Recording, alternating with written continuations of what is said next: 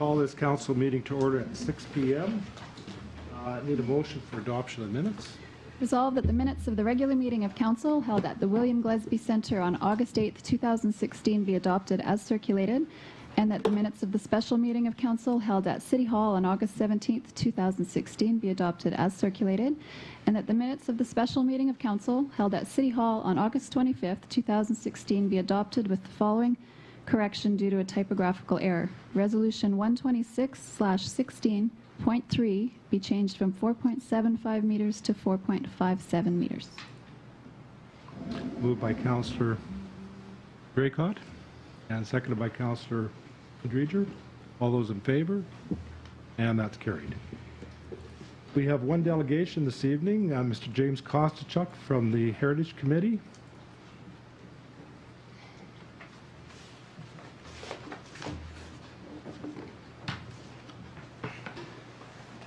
Good evening. Can everyone hear me all right? And are you able to start the PowerPoint? So I'd like to thank Mayor and Council for having me here tonight. I'm here to present some information on the bridge for Council as well as the general public. So up on the screen you'll see a picture of the original Island Park Bridge of 1898, and that's the one that was replaced with the current bridge that went in about 1929. So see the next slide and the next one. Thank you. And the Heritage Advisory Committee is established by bylaw, and our job is to advise Council on heritage matters. So that could be anything from the bridge to heritage properties to putting in bylaws, say, to protect heritage homes. And the committee consists of people that I think are probably the most knowledgeable people on heritage and local heritage, and it's pretty much open. Whenever we get a suggestion of someone in town who has a good knowledge base, we're happy to have them on board. We also have representation from the rural municipality, the city of Portage, Prairie, as well as the curator for the Fort Lorraine Museum. And we have writers, researchers, a Lieutenant Governor's medal recipient for heritage on our current committee. But we've also had past mayors and things like that. And we meet monthly, and we do things like the heritage signs that you see on the crescent. We're going to be putting some in the north end. We evaluate heritage properties. We contribute to books and periodicals. We engage in special projects. We have 2 films right now on MTS that relate to Portage la Prairie heritage. We recently, just last week, we got a grant to do an inventory of natural heritage spaces in the community, and those will be added to our inventories of heritage buildings and heritage homes. And we also contributed to the putting together the Communities in Bloom tour that took place this past summer. So what do we think of the Island Park Bridge? Well, we were asked to discuss it in 2014, and we did not add the bridge to our heritage inventory because it doesn't meet the criteria that we use. And our opinion was communicated both to Council and to the bridge consultants in January 2015. So, how did we reach that decision? Well, I thought this was kind of interesting. Everybody might appreciate this. This is from Anne Collier's book. She said that the bridge that was built in 1898 had served the public well. It had a tendency to heave up every winter, and by 1929 was considered unsafe for traffic. Repairs each year were costly and considered a waste of time and money. A creosoted pile bridge would last twice as long as untreated wood and was only 1/3 greater in price. So they replaced the bridge with the creosoted timber bridge that you see today. So we face the same kind of question. Now, these are paraphrasing 2 actual comments from friends. And the problem is, what is special to me might not be special to you. So one person said that the bridge is special because it stood the test of time. Lots of great memories were made there, and of course it's historically significant. And the flip side of that is, it's just a bunch of creosote telephone poles stuck in the mud with an asphalt top and a highway guardrail. Why are you even talking about it? So, in order to help make sense of historic value, the province gives us some guidelines, and these are the guidelines. Integrity, history and context, event, architecture, and landmark. And I'll just briefly go over what those mean. So, integrity. Has the site been altered and is it in good structural condition? That's really the key one. And any of these protocols that you'll see for municipal, provincial, or federal guidelines will have a variation on what you're going to see here. But basically, is it original? How much of the bridge is original? So in this case, we know that the bridge has been significantly altered over the years. It's had timbers replaced. It has had a metal guardrail added to it. You can see that it has kind of a roller coaster effect on it. So it is not in original and good condition. And these are just some images of the condition of the current bridge. The next one is the bridge associated with a person or a group that has made a significant contribution to the city or province? And so the bridge isn't tied to any particular person. So an example of a property in Portage that would be tied to someone important would be Arthur Meehan's house. That's undeniable. The only prime minister who hailed from Manitoba, that house would score very highly on this criteria, but the case of the bridge, it does not. Event. Did any noteworthy event take place at the site that was of local or provincial note?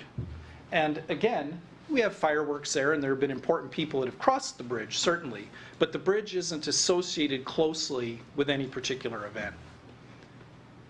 And architecture.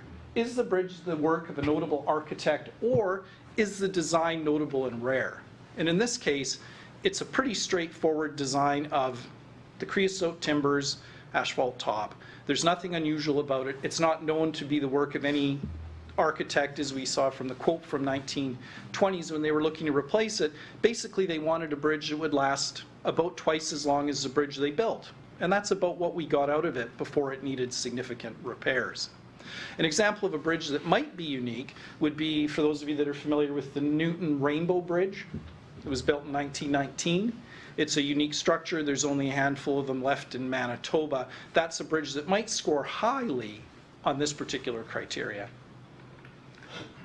And this is just showing you some pictures of the architecture of the bridge.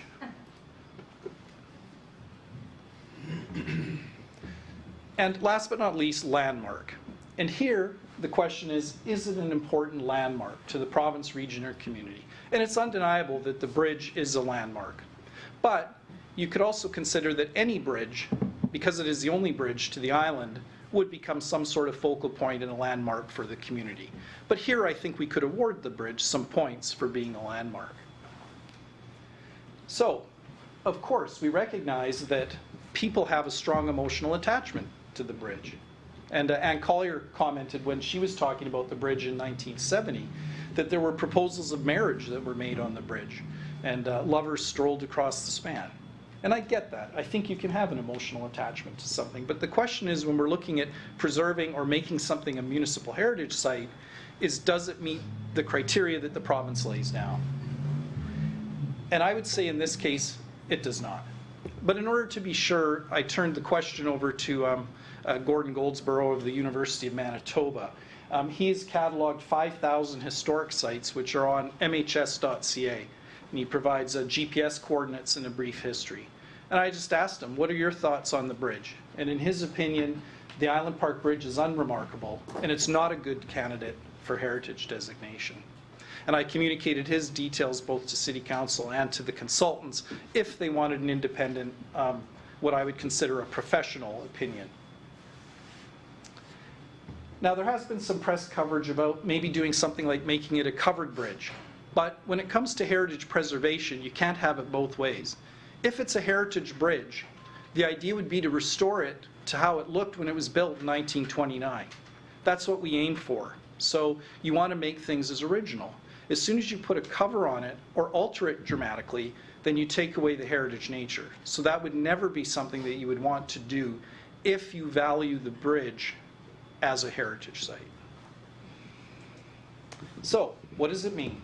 Plans to replace the bridge should not be hampered by any concerns regarding heritage preservation of the structure. It is not a significant historic site based on Manitoba's criteria for designation of historic sites. Any questions?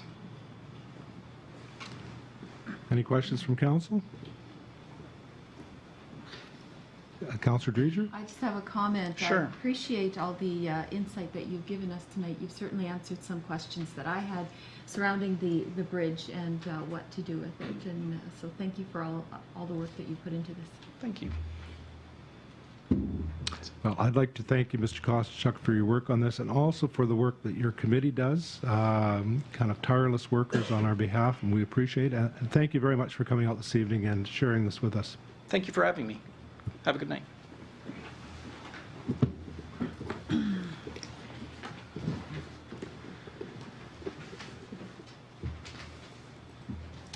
The next item is the hearing for variation PC 3716 for Kairos Investments. And we'll open that hearing. Is there anyone here to speak to the hearing? Anyone here to speak to Kairos Investments hearing? We'll pass at this time unless there's questions from the council. Okay, thank you. A motion to close the hearing? Councillor Dreger, and seconded by Councillor Fraze. All those in favor? And that's carried. Okay, this is a hearing for PC 37-16. Kairos Investments is applying for a variation order. They had previously applied for a variation order to the front, rear, north, and south side of this yard, but they've since re-subdivided the property, and the building now only requires the north side yard reduction. So therefore, I will be making a recommendation that the Council of the City of Portage Prairie approve the variation request of Kairos Investments, Inc. to vary the north side yard requirement of 3 meters to be reduced to 1.695 meters at the property known as 322 and 332 Oxford Common, which is legally described as lots 11 and 12, Plan 58988, Parish of Portage Prairie, and I so move. Moved by Councillor Dreger and seconded by Councillor Fraze. All those in favor? And that's carried. Our next item is the hearing for DVFOM funding. This is Waterworks Committee. Councillor Wall, please.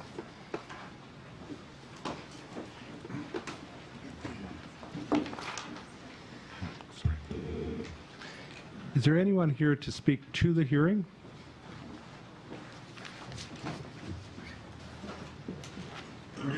Okay. Could we just get your name, and you're welcome to use the podium? I'm Terry Thompson. Okay, Terry. Go ahead, Terry.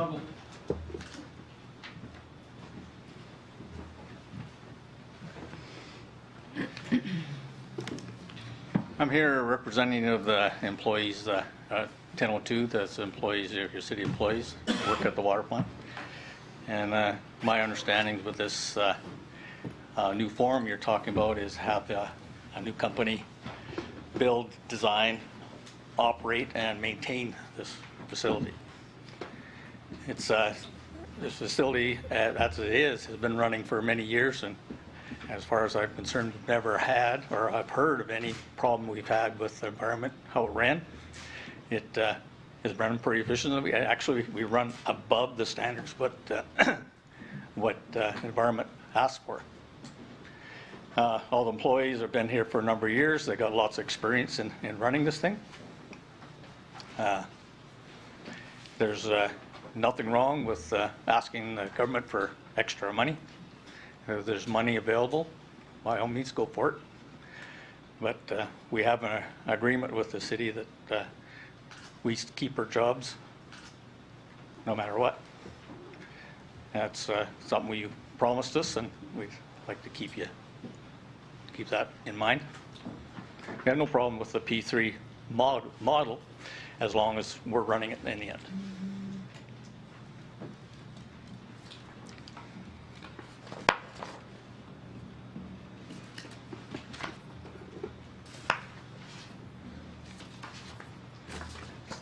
Any questions for Mr. Thompson?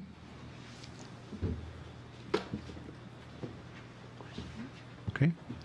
Okay, thank you, Mr. Thompson. Who's the next speaker? My name is Elizabeth Carlisle.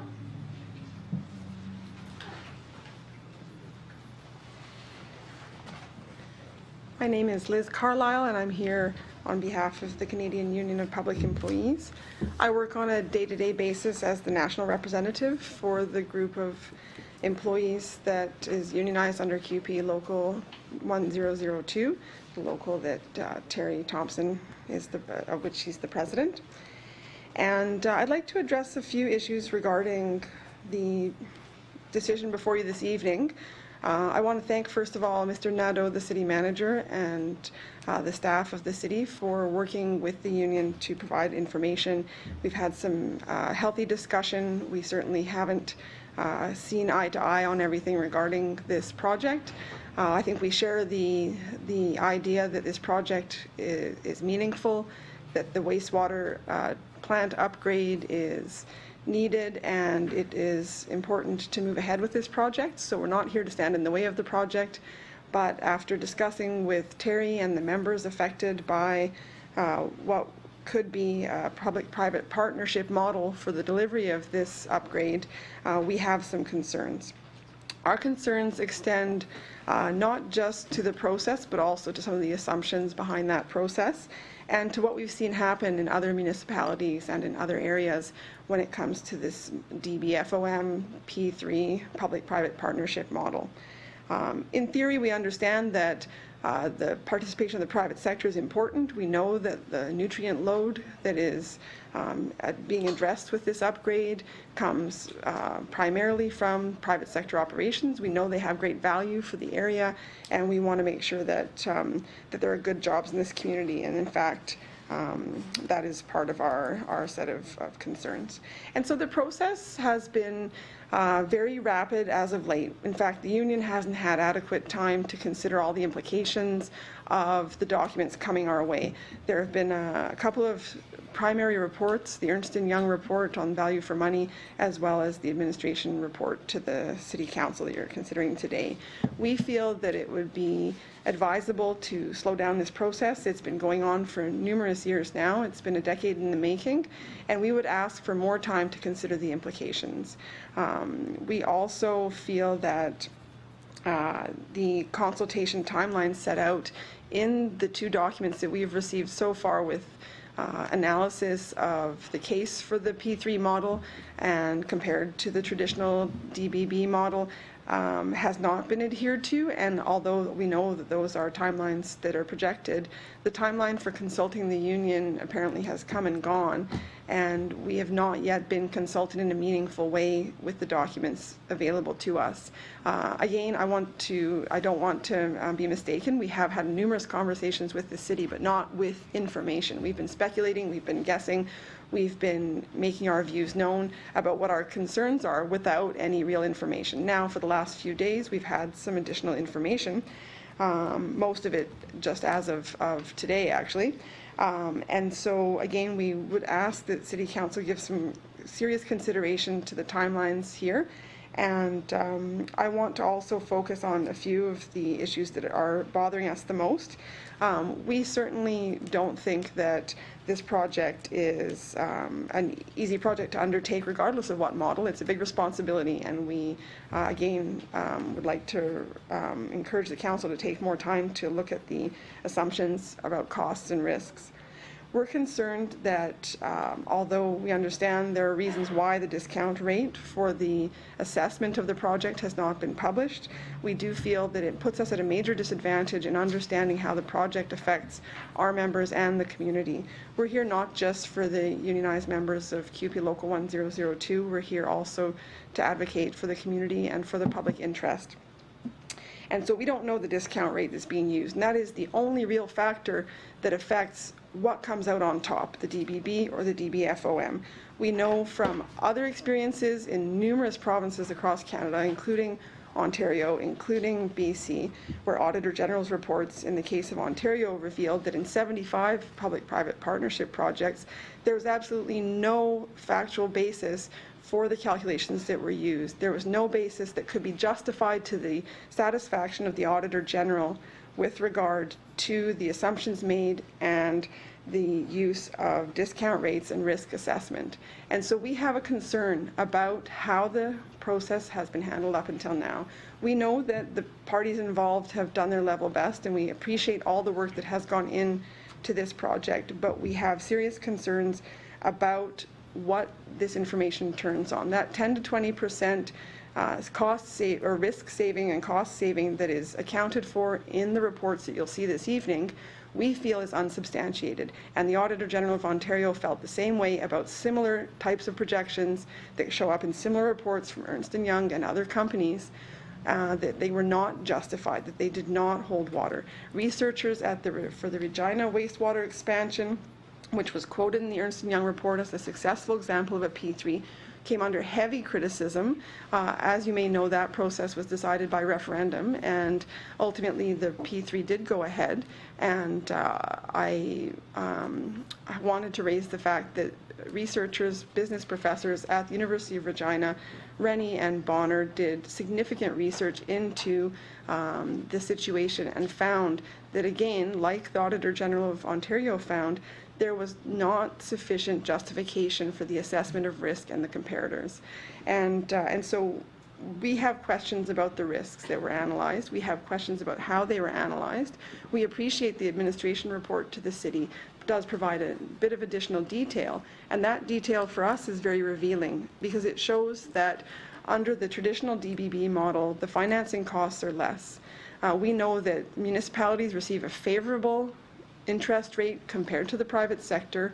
We know that they can control costs in ways that the private sector may not choose to. We also know that if the city managed this project itself from cradle to grave, it would have more say in new innovations. Although the report suggests that innovations come easier through a P3, that is not the experience that CUPE has found in researching dozens and dozens of P3s across the country. And so we're concerned that the cost and risk factors are not transparent, and what we know about other projects and what we know about this project so far tells us that there is room to analyze those factors, and we would ask the city to look with a critical eye at the reports that it's received from Ernst & Young.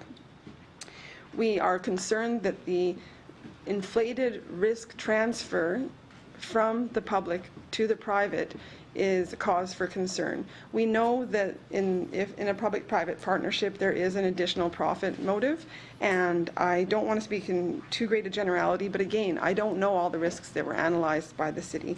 What I would like to say is that the typical practice in P3s is to inflate the risk value and transfer that to the private sector.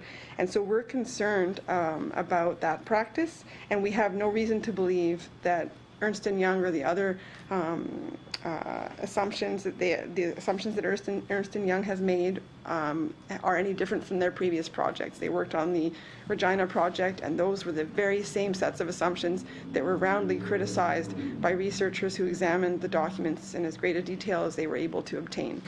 We understand, and we want the city, once it does move ahead with the project, to get the best value for money from the construction company, from the private entities bidding on this project. And the CUPE does not represent workers here that would be involved in the construction of the project. But we still want the public to get good value, and your own numbers show that the financing costs would be reduced over the life of the project with a public traditional design build model. We're also concerned that some of the assumptions made about the nature of financing may not come to fruition. We understand through our sources in the Minister's office federally that PPP Canada has closed and wound down round 7 of the PPP Canada fund. We also understand that round 6 has been completed. We have searched documents with PPP Canada and have not found any evidence of any kind of guarantee or promise to Portage Prairie to fund the wastewater plant project. And so that's a concern for us, because if the city is putting its eggs in the PPP Canada fund basket, all the information we have is that fund is being wound down, and there will be other options available. We also have some questions about the timelines that were cited in the reports about the Building Canada Fund. It's our understanding that allocations must be made by 2018, but that the actual carrying out of the projects may go on as long as we understand 2023. And so we feel that, for example, the Building Canada Fund may be a viable option for the city. I don't want to second guess too much the work that was done, but I also know that we have information that does contradict some of the information that we've been presented. And so I felt that it was my responsibility to come here and ask those questions. The Clean Water and Wastewater Fund, we do understand the projects must be completed by March 31st, 2018. However, we know that the new federal government, or still new federal government, is looking at all of these funding models with both Phase 2 of the Building Canada Fund and at the Clean Water and Wastewater Fund. So if on the one hand the PPP Canada funding is highly uncertain, which we believe it is, and if on the other hand there are options available through other funds that could continue to be explored and may in fact in the next federal budget make opportunities available to you, we feel that it's important to have some answers on those questions, and we hope that we will be able to get those answers. Ultimately, again, the union has not been fully consulted. We have a standing offer to engage in consultations. We would like to do that. We are disappointed that there was no meaningful consultation besides what the union initiated up until this point. Now that we have a bit more information, again, we would expect and propose that we be consulted. We also feel that this forum is not an adequate forum for consultation for the public. There was notice provided as per the 2 weeks required or 14 days required by the P3 Act in Manitoba. However, we feel that given the amount of information and given the importance of this decision, which may affect the community for 30 years to come, we feel that it is very important that there be more time for more full and complete consultations. And finally, I do want to acknowledge that some of the initial concerns that the union had about jobs have been addressed in at least an initial format by the city in terms of transitioning employees voluntarily to a new employer. However, at this point, we do not feel all the options have been explored. We, of course, are here to discuss at any point in the proper labor relations channels the implications for our members. We're here to advocate for them, and we want to make sure that they have good jobs for years to come, and not just them as individual employees currently on payroll, but future employees as well. And we do appreciate that some steps have been taken to address those concerns. We have spoken with our brothers and sisters in Regina about their experience, and I just want to be fully honest that they've had a relatively positive experience in moving from City of Regina to EPCOR. So I do want to acknowledge that. I'm trying to be fair to all the concerns. However, we will take things step by step here in the city of Portage. We feel that we're not even at the point yet where all of the options for the model in which this project is delivered have been explored. Now, finally, I'd like to say, picking up on what Terry had mentioned in his comments, that the employees of the City of Portage have done loyal and good service to the people of Portage La Prairie and to the city in their work in that plant. And they obviously have a lot of questions, some of which you've moved to answer. I know that I have faith in the ability of those workers to continue doing that work and to innovate and to learn new skills and to be ready for anything that the new wastewater plant's needs can throw their way. We just hope that you do as well. Thank you very much. Thank you very much. Do we have another speaker?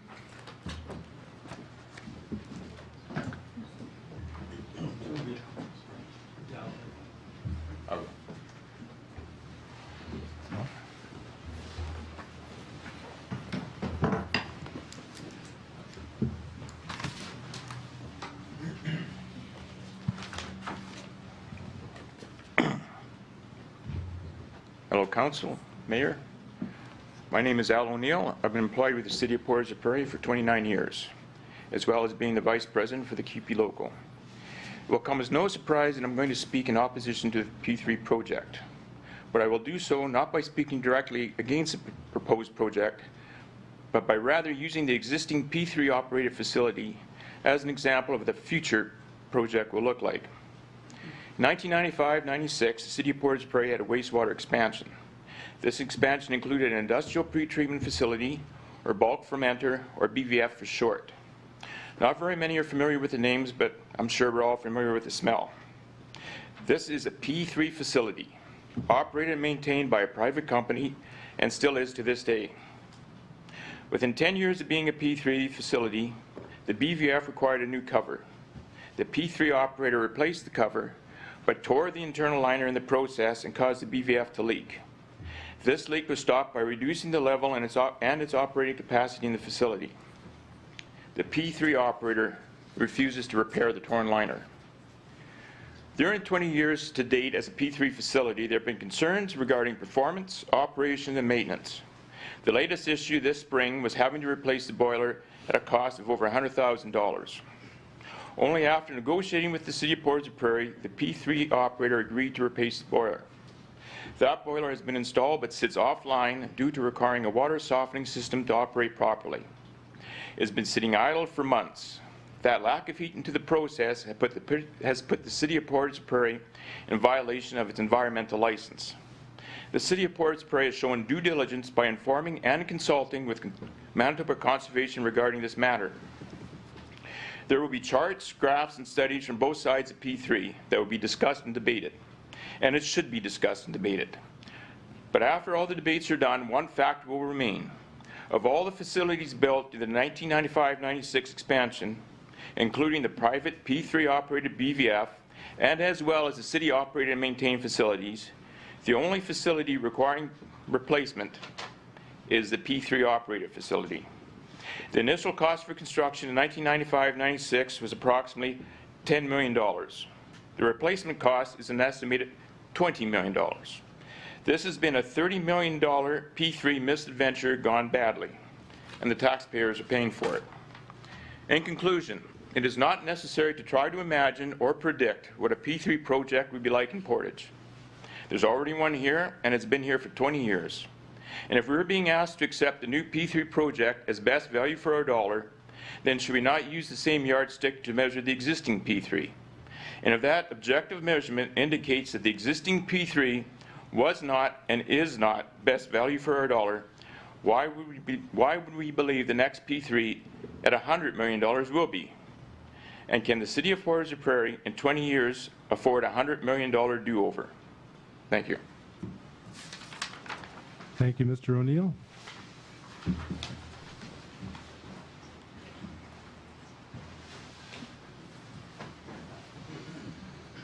My name is Aaron Stetchison. I work at the wastewater plant, but I'm not here today speaking as an employee, but as a citizen, and I believe that the entire public has been ill-informed.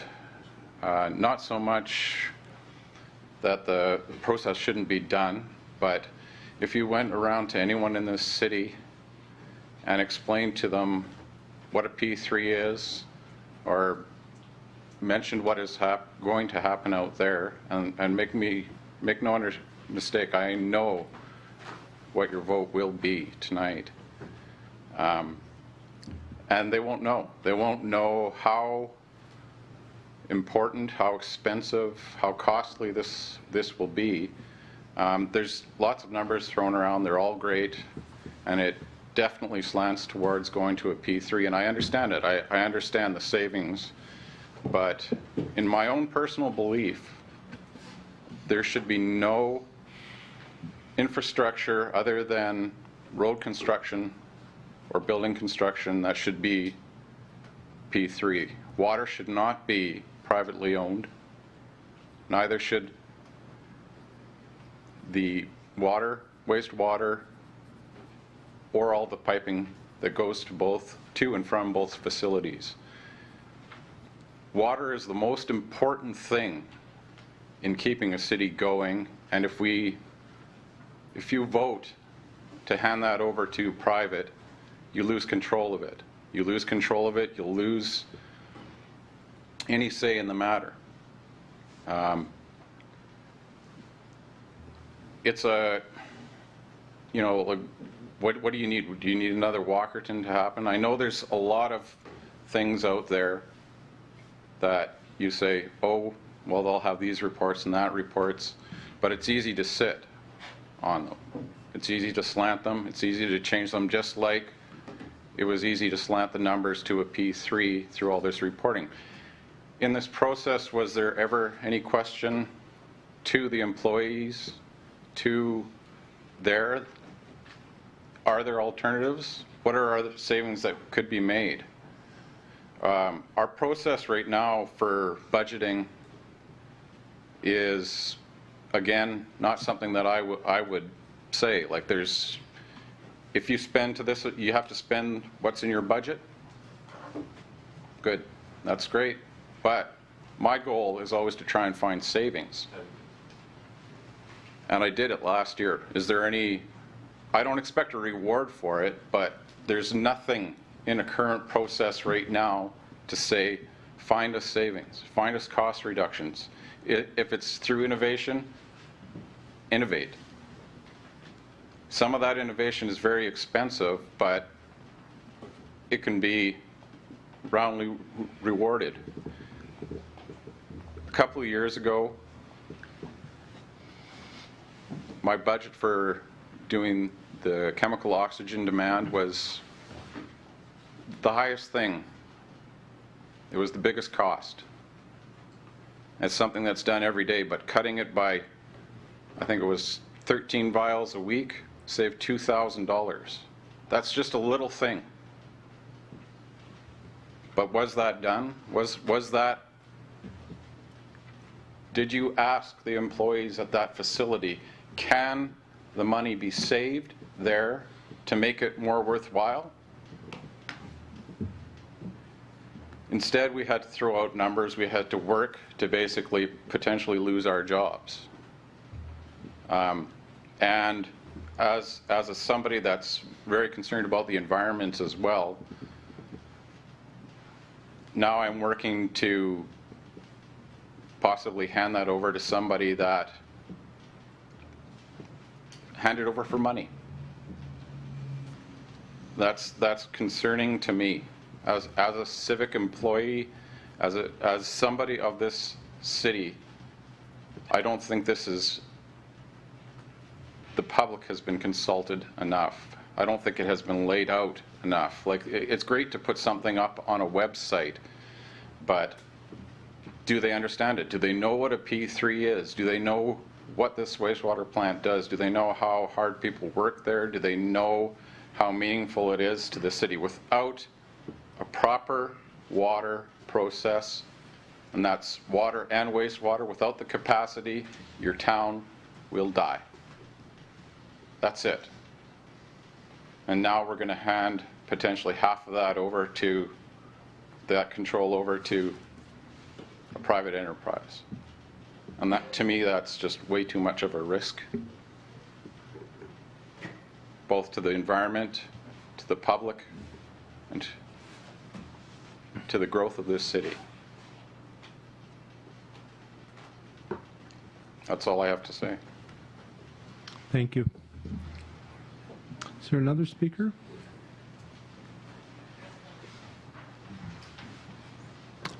Oh, Mr. Amont, come on up. Do I have to formally introduce myself or anything? No, but I have to ask you to remove your hat, please. Oh, Thank you.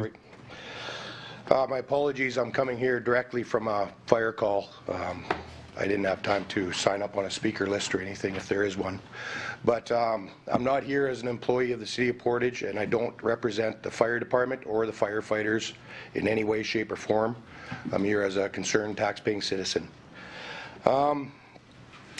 What I don't understand about this is that in the summary that was on the website, it says that the city would be responsible for paying any outdue or any outstanding costs that the private industry, the private company, puts forward to as their part. My understanding is the P3 Canada, the provincial government, and the private partnership are paying three ways And my understanding from this is that we're responsible for paying the private share of it at the end of it.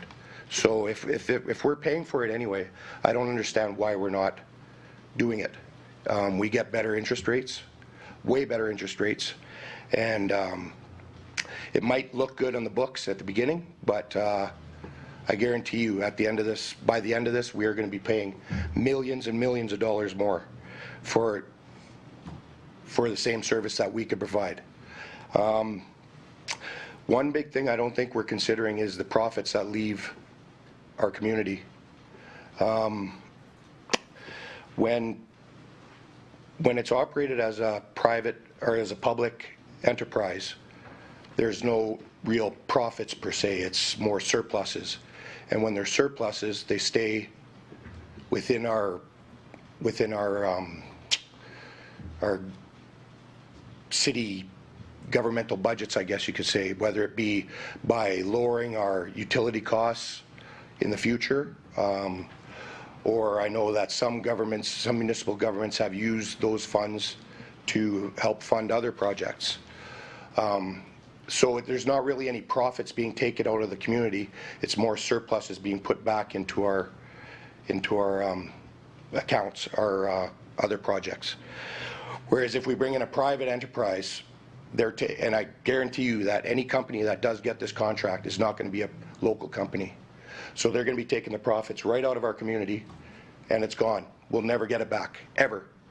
And I think that we can all agree that we work very hard, and we still have a lot of hard work to do, but we do have a hard time bringing outside money to our community as it is.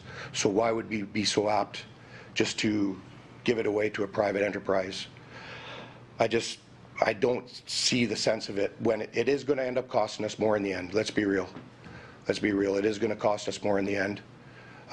It might look good on the books for the first year or two, for your guys' term perhaps, maybe the next term. But we really got to start as elected officials, start thinking about the future, not just our terms, not just our next term. We need to start thinking about our whole future, because this in the end will end up costing us more. I guarantee it. You guys know it, and I know it. I don't understand why we can't do it ourselves. The only thing I could see the private enterprise saving on is the cost of chemical if it's a company that buys bulk, the Walmart theory. You know, they buy bulk, they get it for a lot less. Other than that, and any private company that's going to want to get involved is going to want to pull a lot more profits than that. There are other options to look at other than the PPP Canada, and that's the New Building Canada Fund, which can be explored. I don't know if it's been explored. As a public citizen, any information I've had, it hasn't been explored yet. And that doesn't require a private partnership. As I said, taking on a private partner, they're going to pay more for any interest costs, far more than what we would. That's something to consider as well.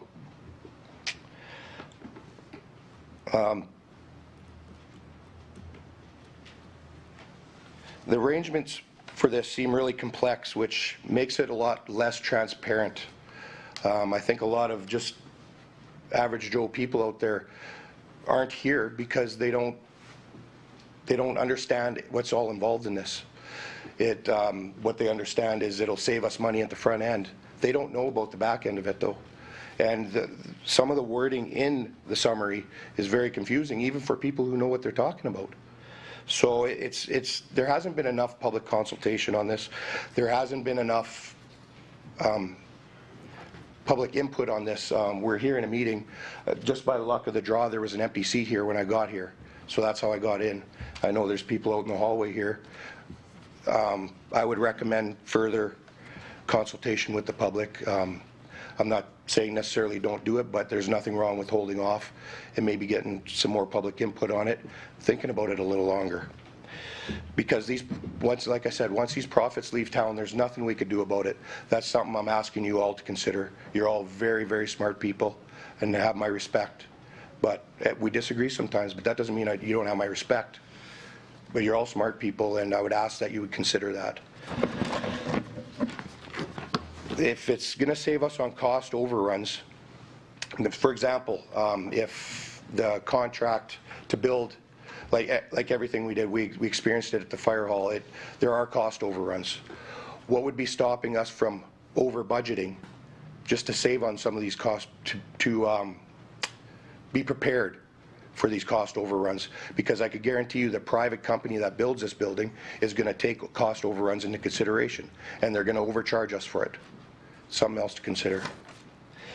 Lastly, I would like to ask, if council does decide to go through with this,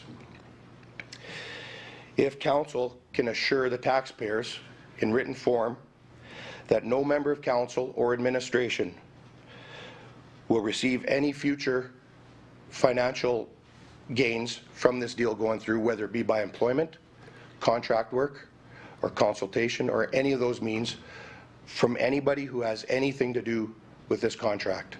I would ask that council consider that as a transparency effort, and I'm sure it would gain a lot of public support if council and administration was willing to sign off on that.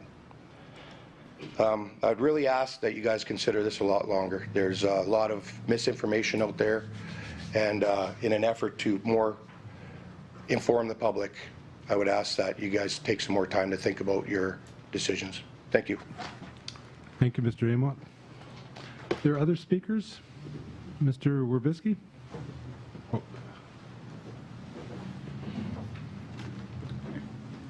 My apologies. I also came directly from work.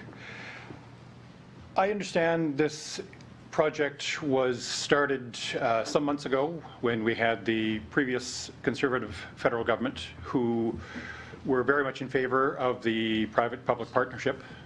They pushed that. I understand that. Decisions were made, and that's the way that it was. My question is, have you reapplied to the federal government for infrastructure money? Because the new federal government is not in favor of the private-public partnership anymore. They are more in favor of investing in infrastructure with communities to put the power back in their hands rather than in public sector hands. So I guess really I'll keep it short. My question is, have you applied to the federal government for infrastructure money? And if you haven't, is there a plan to do that? Thank you. Okay, thank you, Mr. Werbisky.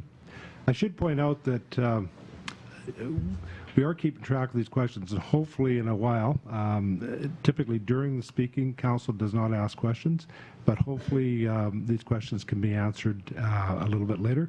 Sorry, the next speaker?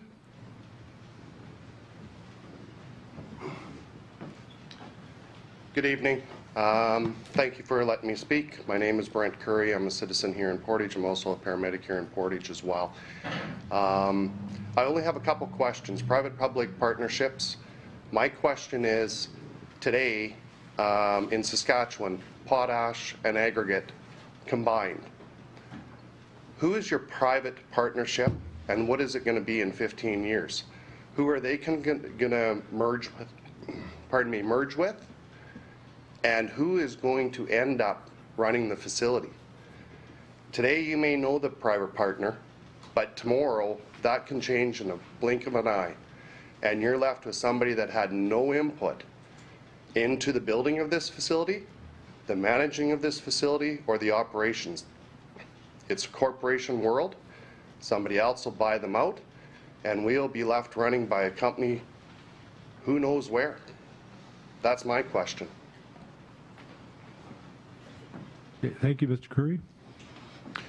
There are other speakers? Anybody in the hallway? Okay, final time. Any other speakers for the hearing?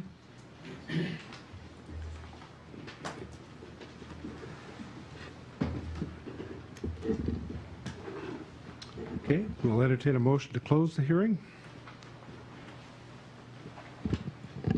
Moved by Councillor Wall, second by Councillor Dreger. All those in favor of closing the hearing? And that's carried. Thank you.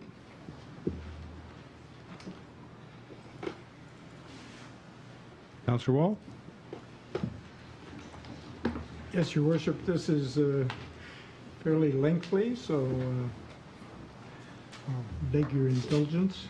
Can't hear you. Can't hear you. Can you hear me now? Nope. Something wrong with my mic? It's not on. Seems to be working. Can you hear me now? Okay. So the issue for discussion here is that administration requires direction from City Council regarding the funding of the water pollution control facility upgrade. The alternatives, of course, as we've heard this evening, are accept the P3 design, build, finance, operate, and maintain model, or deny that recommendation and go back to finding another alternative. The City of Portage La Prairie operates a complex treatment facility known as the Water Pollution Control Facility, which provides preliminary and secondary treatment as well as disinfection of municipal wastewater from the city, some small surrounding residential and commercial areas located in the RM, as well as final treatment of pre-treated industrial wastewater from 3 major industries. We must upgrade the project. The province of Manitoba has recently enacted the Water Quality Standards, Objectives, and Guidelines regulation to limit total phosphorus and nitrogen concentrations in the effluent. Those are total phosphorus of 1 milligram per liter and total nitrogen of 15 milligrams per liter. They further stipulated that we do this in an environmentally sensitive way using mostly biological treatment. Funding sources. In June 2014, the City of Portage submitted 2 funding applications, one to Building Canada Fund, one to P3 Canada for financial support in relation to the water pollution control facility upgrade. This was meant to ensure that all sources of available funding was sought by the city. In the fall of 2014, the city was advised that its project, due to the large scope and complexity, had been screened into round 6 of the P3 Canada funding process. Later in 2014, the city was advised the federal government would defer this funding pending P3 Canada application process. As part of the 2015 budget process, the Council of the City of Portage identified funds to support a detailed value for money assessment of the different types of funding models. The assessment was undertaken by Ernst & Young and compared delivery of the project under a P3 approach with the delivery of the project under the city's traditional approach to deliver large capital projects, in this case a design bid build approach. In accordance with generally accepted practice in Canada, methodology for establishing value for money is based on discounted cash flow analysis. This involves establishing a period by cash flow profile for each of the delivery options based on procuring the project as a like-for-like basis. So that comparison was done. 2 financial models were constructed for the value for money assessment: the public sector comparator design bid build model and the design build finance operate and maintain model. One of the key principles behind the use of a P3 procurement approach is the ability of the public sector to transfer risk that it would typically accept under a traditional procurement route to the private sector. Foundation for risk allocation is based on the premise that the party which is able to manage a given risk most effectively, for example at the lowest cost, should assume that risk. Once the identified risks have been quantified, their value is incorporated into the project cash flows in order to compare the procurement models on a risk-adjusted basis. As such, the value of risk, therefore, is taken into account when considering the value for money of delivery options with significantly different risk profiles. So to quantify risks, a risk workshop was conducted by Ernst & Young with representation of those with an understanding of relevant project risks, including the city, AECOM, and P3 Canada. A risk matrix of over 60 risks was developed. Each was quantified, probability of occurrence, expected impact, and assumed risk allocation between the city and the private sector partner. The top 10 risks identified during the workshop were valued at more than $100 million in value. Given the complexity of the project, the likelihood that one or more of these materialize is greatly increased. There are some charts and graphs here comparing costs and risks in both the DBB and the DBFOM formats. The DBFOM delivery option is expected to provide value for money savings to the city within the range of 10 to 20% relative to the traditional design bid build delivery option for the project on a risk-adjusted basis, net present value basis over the contract term. It's administration's expectation that the province of Manitoba and P3 Canada's assumed contributions correspond to approximately 67% of the total eligible capital costs. The amount will be paid at the substantial completion date. The remaining capital costs would be funded by the private sector in the form of long-term bond and private equity arranged by the private sector partner. This amount, along with costs incurred by the private sector partner related to the operations and maintenance of the facility, will be repaid by the city through annual service payments over the contract term. It's the administration's expectation that the annual service payment will be shared based on usage among the local industries and the residential utility members. The recommendation to pursue a DBFOM procurement approach is based on the following factors. Internal city resource capacity. The WPCF upgrade is a large and complex project that only occurs once in a generation. Procurement and construction management would be a significant challenge under traditional procurement approach. Affordability.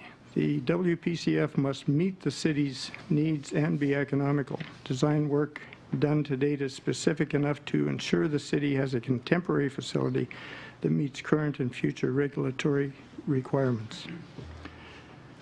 The only model that has the potential to receive P3 Canada funding is a DBFOM, Design, Build, Finance, Operate, and Maintain.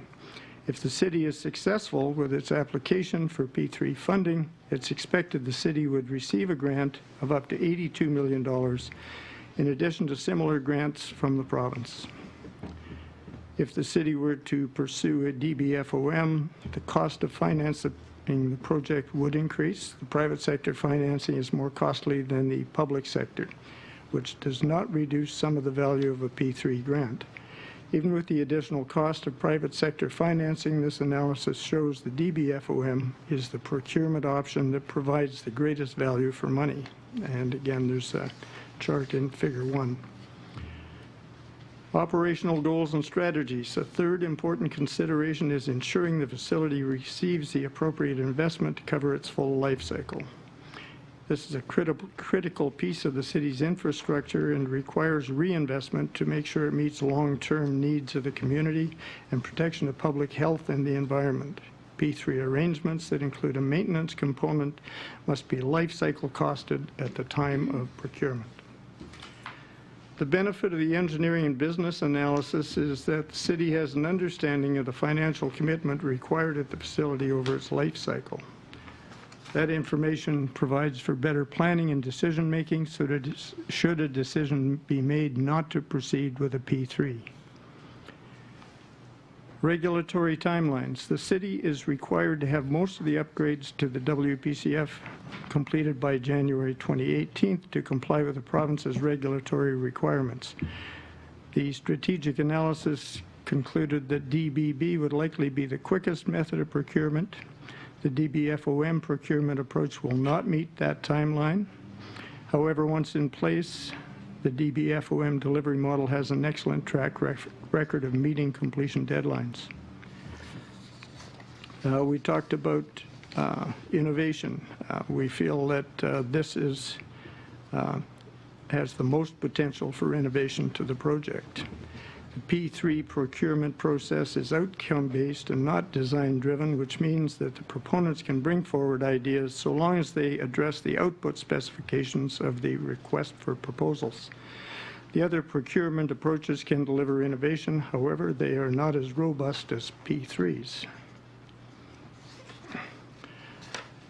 There's a financial analysis here in Figure 2. Public acceptability. There are a number of stakeholders that will have interest in the project, in particular the procurement decision. They include residents of Portage, Prairie, the Government of Manitoba, Canadian Union of Public Employees, Water Pollution Control Facility employees, local industries, and downstream users. All stakeholders are interested in ensuring the city's water pollution control facility is working well to protect health and safety of people and the environment. Those same stakeholders, in particularly utility customers, also want the upgrades to be cost-effective. There's a range of opinions on the advantages and disadvantages of P3 procurement. The experience of P3 projects in other jurisdictions serve as examples of how different stakeholders will view P3. In Manitoba, the Public Utility Board, an organization appointed by the province, is responsible for approving any type of utility rate increases. Under DBFOM, this requirement would be maintained. The project company would not be permitted to set the utility rates paid by the utility users. The city would retain the responsibility of applying for rate approvals. Therefore, public consultation and the opportunity for the public to raise concerns directly with the PUB would also remain. This next section is, to me, one of the most important. WPCF staffing. City will retain ownership of all assets of the water pollution control facility. There are 7 employees at WPCF, of which 6 are members of CUPE. 1 is a member of the management group, therefore out of scope. If the city chooses to proceed with the DBFOM procurement approach, there will be significant implications for these employees. It is administration's expectation that with the DBFOM model, the employees will become employees of the project company or remain city employees but with different responsibilities. This change in employment relationship will occur within months of the city entering into a contract with the project company. There are many similar projects in the country where employees have been transitioned from the municipality to a private sector contractor with success. The City of Regina is the latest example of such transition. 2 years ago, the City of Regina broke ground on its wastewater plant upgrade funded through P3 Canada. City of Regina employees have transitioned to the project company very successfully. I understand 1 stayed with the City of Regina. City of Portage La Prairie appreciates this change will be a concern for its employees. The RFP will contain requirements for the project company to protect these employees during and after transition. In order to be the successful proponent in the request for proposals process, the project company will have to accept the terms and conditions set out in the RFP, including the terms and conditions relating to employees. These terms and conditions will then be incorporated into the project agreement. Therefore, the project company will be required to accept WPCF employees and the collective agreement in place with such employees. By accepting the collective agreement in place at the time of the employees' transition from city employees to employees of the new contract, it means that employees will be employed by the project company from and after the transfer date. Project company assumes existing collective agreement obligations. No layoffs or loss of pay, pension, seniority, sick time, or benefits as a result of the transfer. The project company will recognize prior service, seniority, and entitlements. The project company will continue existing pension plans and become a participating employer in the city's pension plan. They will enter into a new collective agreement with the affected employee group at the expiration of the collective agreement in place as of the date of transfer. They will provide equivalent benefit plans during the collective agreement in place on transfer date, but may offer different benefit plans when a new collective agreement is negotiated in the future between the project company and the employees. subject to applicable laws and as may be permitted by the pension plan, and employees will have an opportunity for transfer back. Transferred employees can elect to revert to city employee status within a prescribed period of time, likely 6 to 12 months. There may be additional protections that employees would want, and the city's administration plans to meet with union representatives to gain their suggestions for additional employee protections. The next, of course, is a chart of timelines for the project.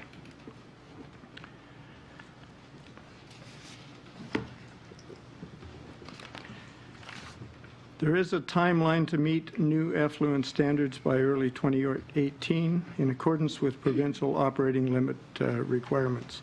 While administration recognizes the DBFOM model will not meet this deadline either, Council must acknowledge that under a DBFOM, timelines are respected or else severe penalties are levied against the builder. The DBFOM would transfer the risk of construction delays to the project company. In a DBB, some risk of construction delay can be reduced. However, there will still be more risk to the city than in a DBFOM. The only option for receiving P3 Canada funding is a DBFOM model. The finance component provides a strong and liquid security that ensures the project company's long-term performance of the project, agreements, specifications in relation to construction, operation, and maintenance.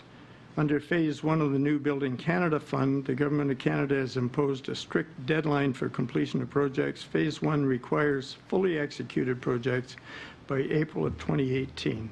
Given the state of our current project schedule, it's unrealistic to expect that full construction would have taken place and all invoices be paid before April of 2018. Discussion with Canada-Manitoba Infrastructure Secretariat reveals Phase 2 of the New Building Canada Fund has yet to be announced by the federal government. Secretariat does not expect funding announcement and program criteria till second or third quarter of 2017. Therefore, it's impossible to predict at this time what kind of funding will be available and what ratio of funding. Well, it's traditionally been the federal government's practice to offer 33% funding. We cannot predict how Phase 2 timelines will affect the city's project. Moreover, it's anticipated that Phase 2, similar to Phase 1, criteria will be based on per capita funding rather than based on project merit. We've also performed a strengths and weaknesses, opportunity and threats SWOT analysis.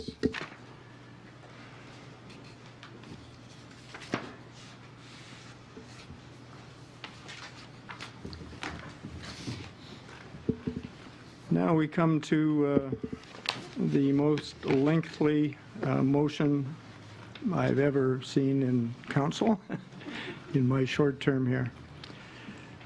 Administration recommendation is, and I so move, that the Council of the City of Portage La Prairie approve proceeding with the WPCF upgrade project to address the provincial nutrient removal requirements, and that the project proceed as a public-private partnership using the design, build, finance, operate, and maintain model. That the City Council authorize City Manager to proceed with the preparation of procurement documents, request for qualifications, and request for proposals in support of the DBFOM model for the upgrade of the WPCF based upon the following scope. The design and construction of a WPCF upgrade meets the established provincial regulations. Construction period that results in substantial completion of the project during the third quarter of 2020. And a maximum 30-year term in the project agreement, which will include construction, operation, and maintenance by the successful proponent. This includes the period for private operation of the current WPCF during construction and monthly payments, which will provide a performance-based payment for operation, maintenance, and financing of the project. The city will continue to retain ownership of the WPCF. The City Council authorized City Manager to prepare and issue an RFQ to identify shortlisted proponents who could deliver the project. that the City Council authorize City Manager to award an opportunity to participate in the RFP process to the 3 highest scoring proponents identified by the RFQ process. The City Council authorized City Manager to prepare and issue an RFP to identify the successful proponent who will deliver the project. Subject to the preferred proponent meeting all RFP requirements, that City Council authorize the City Manager to enter into a P3 project agreement to deliver the project with a preferred proponent identified by the RFP. That City Council authorize the City Manager to pursue discussions with P3 Canada, negotiate and finalize any funding agreements required by P3 Canada. That City Council authorize the City Manager to proceed with an RFQ while awaiting a P3 Canada and Province of Manitoba funding decision, but the City Manager shall not issue an RFP without first confirming that the City will receive the P3 Canada and provincial funding for the project. That City Council require the administration seek further direction from City Council in the event P3 Canada or the province do not approve the project for funding, or in the event that the scope of the project or capital requirement for the project change. That the following funding model for WPCF upgrade be approved. A, capital commitment of up to $258.2 million for the design, construction, servicing, planning, procurement, and project management costs for the DABFOM procurement be funded from the following funding sources. Up to 67% of eligible costs shared between the federal and provincial governments. 33% of all costs from the City of Portage la Prairie utility members spread over a 30-year term. In principle, the ability to pursue up to 30-year debt servicing up to $88.5 million. In addition, the financial model includes payments to cover debt, principal, and interest payments that must be paid and recovered from revenue streams over 30 years. In principle, a commitment to provide a performance-based payment for operations, maintenance, and availability of the facility, compensating for a range of DBFOM service over the 30-year term, with an estimated cost of $175.6 million in the operation and maintenance portion of the payment to P3 contractor for the WPCF. These costs are currently an ongoing part of the utility program. $111.5 million in the major maintenance portion of the payment to project company to ensure the WPCF's assets are maintained and upgraded appropriately through the WPCF's life cycle. And $106.2 million towards the capital payment portion of the payment to project company.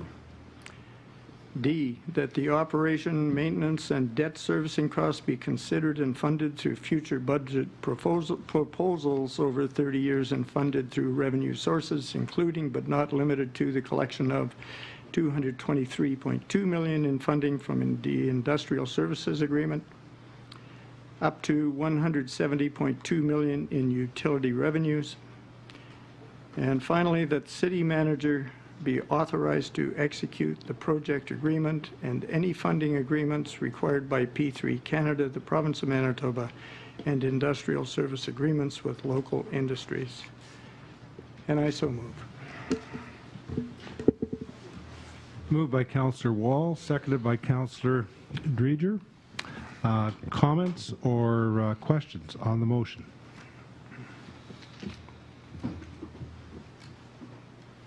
Just a comment. I mean, I think we've deliberated over this particular item and wastewater renewal and nutrient removal project for many years now.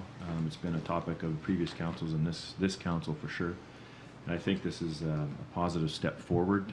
This is one part of a process that council's been engaged in for quite some time. I'll be voting in favor of this. Again, this is the start, and we all recognize the importance of this infrastructure project. It's the largest of our city's history, and one that does not go unnoticed in terms of the due diligence that's been completed, not only by our staff, but by consultants, etc. So I will do this knowing that we have turned over every stone and continue to do so in trying to reach a positive solution for the provincial government's requirements for us to treat responsibly effluent into our rivers. So again, I will be supporting the motion. Thank you, Councillor Buds. Councillor Wall? Yes, Your Worship. In coming to this decision, being a former vice president of the local 1002 CUPE group here, having worked with a lot of these people for 20 years as maintenance foreman and manager of the WPCF, I take very seriously preserving the jobs of these people. I've also taken steps to talk to the former president of CUPE Canada, Paul Moist, about his opinions on P3s. I've talked to the Auditor General of Ontario, who was referenced earlier. And I've done a lot of online research as well. We had personnel here to speak to us from Regina about their experience. And I really think that we're doing the best thing for the citizens of Portage, and so I'll be voting in favor of the motion as well. Okay, thank you, Councillor Wall. Other questions or comments on the motion? Councillor Dreger? I just wanted to thank the public for showing up today and giving their insights into this project.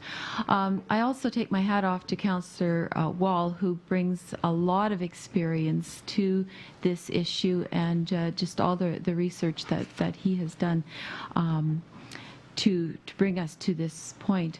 My biggest concern here also was the jobs of those people at the water treatment plant and also at the wastewater treatment plant. That was my biggest concern. Once it was assured that they would not be losing their jobs, that there would be a position for them, I really do think that this is the best route for the city to move forward with this project. Thank you, Councillor Dreger. Any other comments or questions on the motion? I guess I'd just like to go on record also as saying that I started this process quite wary of the what seemed like the privatization of a public facility or entity. In principle, I agree with some of the citizens who've spoken about the kind of almost sacred nature of supplying clean drinking water and dealing with wastewater in a community. And I felt very leery about turning the levers of control of that over to private enterprise. But I guess what has reassured me over the deliberations we've made is the fact that this isn't outright privatization, it's a partnership. And as such, there seem to be enough safeguards incorporated into the contract and the negotiations around it to protect our interests and those of the citizens who deserve clean drinking water. And therefore, I feel confident that we're making a good decision by going this route. Okay. Any further questions or comments on the motion? Well, I'd like to speak to it, so I'll ask Councillor Buds to take the chair.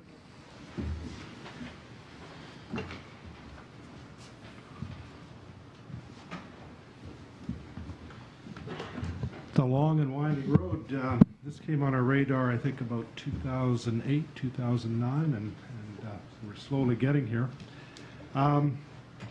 November of 2014, I went to Regina and met with the mayor of Regina, and this was when P3 first came on our radar, and very generous with his time, and I had a number of questions about how finances work, but also how it worked in the community. Obviously, there's a very philosophical difference in the way people view this.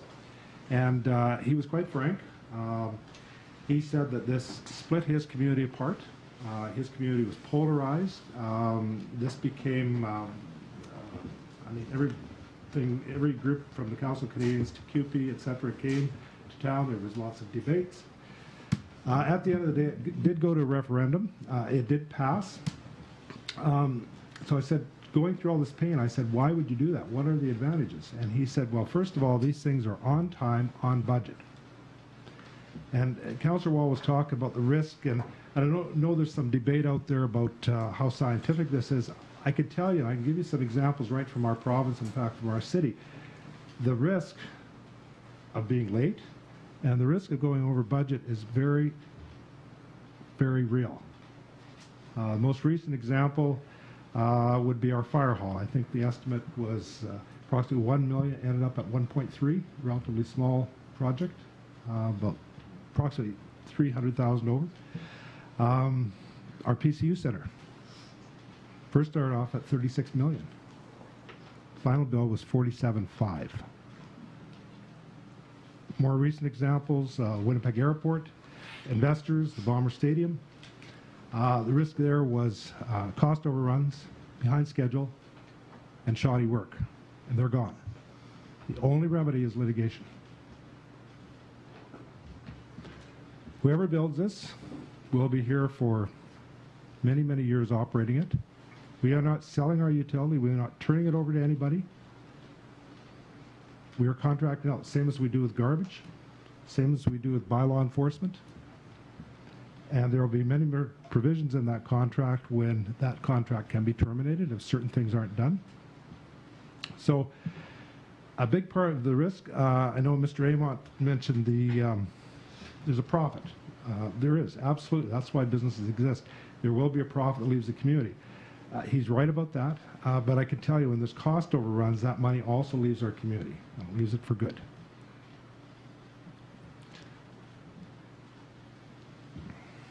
I talked to the mayor in Regina about what happened to their employees. They were represented by CUPE, the same group that represents our employees. And the winner of the bid there was EPCOR, which is a subsidiary company from the city of Edmonton. It is a private company, but it's connected up with Edmonton. And they were guaranteed jobs with the new entity, or they could remain with the city of Regina. I think he told me one employee chose to remain, and the other ones went with EPCOR. And ironically, they maintained a collective agreement, and the new union for them, representing them, was also CUPE. I do recognize that we have very, very good staff, have done a good job for us for many, many years. They give us the edge. The one area where we can compete is when it comes to wet industry. We have an overbuilt utility for the size of our community. Without our wet industry, you would never see a project this large. This project started off, first estimates were $60 million. We're at $100 million plus right now. That's a huge risk. And that comes out of the utility. This is not, you can't subsidize your utility with tax money. You cannot take surpluses out of your utility. We're not the city of Winnipeg. This will be funded by residents, businesses, and industry, all the users. That's the only place this money comes from. So it has to be done right, on time, and on budget. And that's why I'll be supporting this motion. Thank you. Thank you, Worship. Is there any other comments or questions before we go to a formal vote? Okay, hearing none, we do have Councillor Wall with the mover and seconded by Councillor Dreger. All those in favor of the recommendation as read? And that's passed.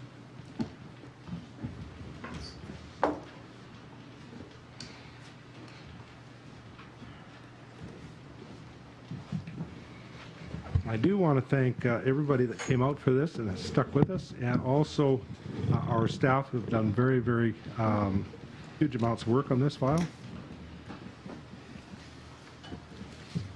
Okay, that's the early part of the meeting. Now we're going to move into committees. Finance Legislative Property Committee, Councillor Buds, please. Thank you. So in my committee meeting of last meeting, I spoke to a salary scale schedule amendment for two employees, two positions, for the communications coordinator who has seen a change of duties, and as well as our human resource officer. So there was an explanation that I went through, and there was some comparison data that was completed.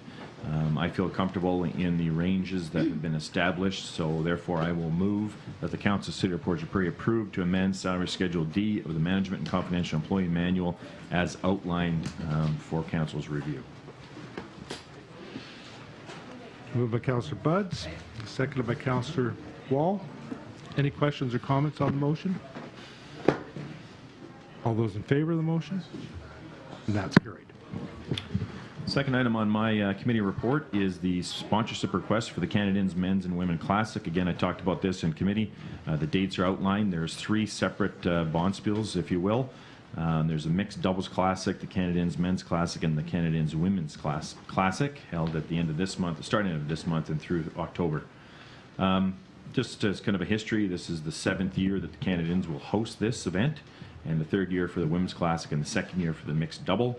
From 2005 through to 2013, the city did provide an annual grant of $1,500 through special grants. In 2014, a grant request of $2,000 was denied in budget, but was later granted through Council's public relations in that year.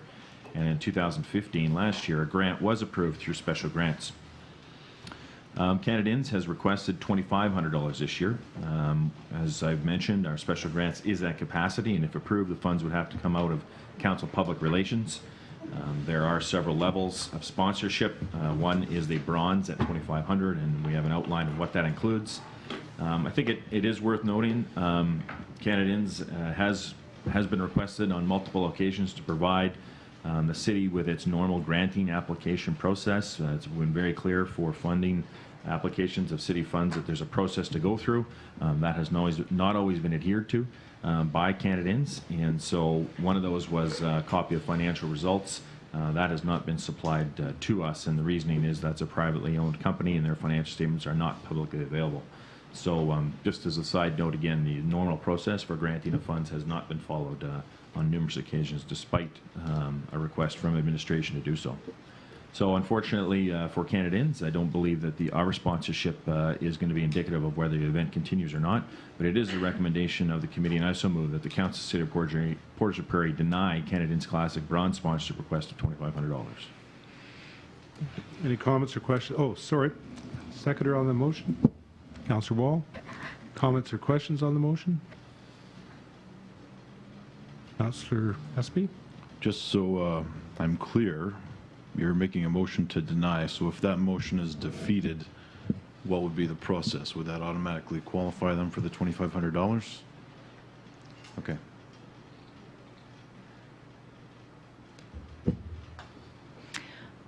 Councillor Dreger. I will be voting against this motion. I believe that these curling bonspiels bring in a lot of folks from outside of our city, and these bonspiels showcase our city, and so I will be supporting giving Canadians the $2,500 grant. Thank you. Other comments or questions on the motion? Councillor Budds. Yeah, the administrative recommendation is that we deny the request, and I will be supporting that administrative recommendation, knowing full well, as Councillor Dreger has outlined, that having these types of events in our city is very, very important. And I think it does showcase Portage, and it does spur on a lot of economic activity. With that being said, though, I think the true intention of some of the granting of councils and public funds, quite honestly, has been for the initiation, the startup phase, and to support potentially not-for-profit volunteer organizations in our community and surrounding areas to basically bolster an event. And this type of event, I think, in its infancy, just did that. We did do that. We helped it along, but now it's definitely in a mature state, held by a company like Canadians, and I'm sure that is something that, from again, our support is not required to make this event happen or to retain this event in our community. Okay, thank you, Councillor Budds. Any further questions? Comments on the motion? Councillor Budds, I'll have to give the chair to you. Sorry.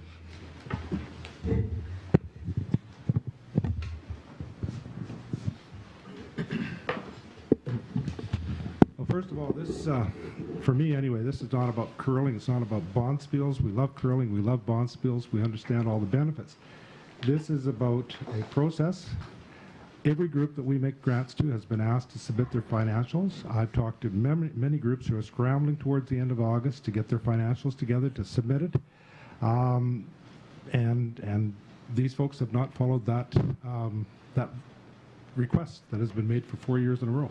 And that's as simple as that.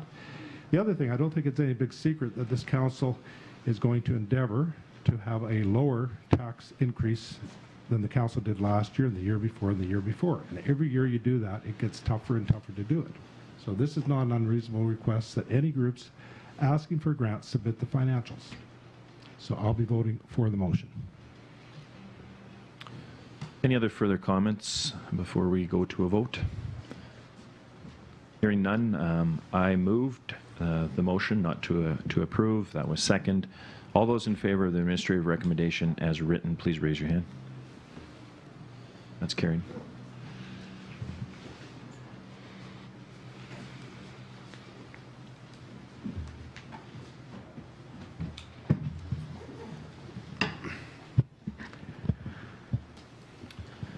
Okay, the next item on my report is just an update on the accessibility plan statement. We did have our public open house. I did attend that as well. I saw Councillor Wall there earlier in the evening. It was well attended by all accounts. We did have approximately 36 people fill out the questionnaire. We did receive some very valuable input, and that continues to be garnered for, I believe, the rest of the month, and after which that will start to form a more comprehensive document in our accessibility plan. So that was it was a good public house, and we were happy to see that we had the engagement from the community. It was great. Finally, I just have the second quarter reports from admin, finance, and our financial stats for June. Those are for council's perusal, and if there are no questions, that concludes my report. Thank you, Councillor Buds. City Planning, Economic Development, Councillor Dreger, please. Thank you, Your Worship. This committee has nothing to report this evening. Thank you. Community Service Committee, Councillor Fraze. Thank you, Your Worship. Last time in committee, we had quarterly reports from the Parks Department, from PCRC, and Valerie Garlick was present to deliver the annual report for PCRC, is here again tonight. And after having made her presentation, if there are any questions regarding those reports which are available to you, I'm sure she would take a question. We also had a final report last committee meeting from our erstwhile youth member of council, Donovan Hillman, and we'll be hard-pressed to find an adequate replacement for him, but that's our mission going forward. And that ends my report. And thank you, Councillor Fraze. Waterworks Committee, Councillor Wall, please. Yes, Your Worship, we have second quarter reports from the Waterworks Department, the Water Pollution Control Facility, and the Water Treatment Plant. I believe Councillor Dreger had a question about the WPCF report. Yes, in the first paragraph there, it alludes to, this is a comparison of 853, is that mLs or milliliters? Megaliters. Megaliters, okay. Yes, millions I thought of it liters. probably was. Okay, the previous quarter, and much higher than the 1686 megaliters treated during the same time period in 2015. Why were they much higher? We've had a wet summer, and there's a certain amount of infiltration and high water tables and so on that find their way into the sewer system, and that adds to the flows. Great, thank you. You're welcome.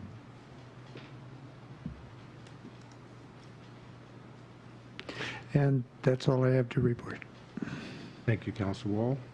Transportation Committee, Councillor Draycott, please. Thank you, Your Worship. For transportation this evening, we just have the second quarter report for the Engineering and Transportation Department that were gone through last committee meeting. Unless there's any questions for me this evening, then that would conclude my report. Thank you, Councillor Draycott. And Public Safety Committee, Councillor Espy. Thank you, Your Worship. We have the second quarter reports for RCMP, fire, and bylaw enforcement, and those were reviewed in the last committee meeting. And that concludes my report. Thank you, Councillor Espy. We have no deferred business. We had 3 items of new business. The variation has been dealt with in the hearings. The DBFM funding has been dealt with. Next item is the road closure, and this is Councillor Fraze. Thank you, Worship. There's another local event that's new starting this year. I hope to make it an annual event, I believe, but they are asking for the closure of side road behind, I believe it's behind the MCC thrift shop, if I'm right, for the duration of that event. So the issue is to approve a request from Culture Days and Celebrate the Night. It's a committee that's asking us to close Howry Avenue between 3rd Street Southeast and 131 Saskatchewan Avenue East from 6:30 p.m. to 11 p.m. on October 1st, 2016. By way of background, the public space called Convention Corner is going to be the site of a Celebrate the Night event on October 1st. The planning committee's requested for the closure of the, I believe it's the lane behind MCC.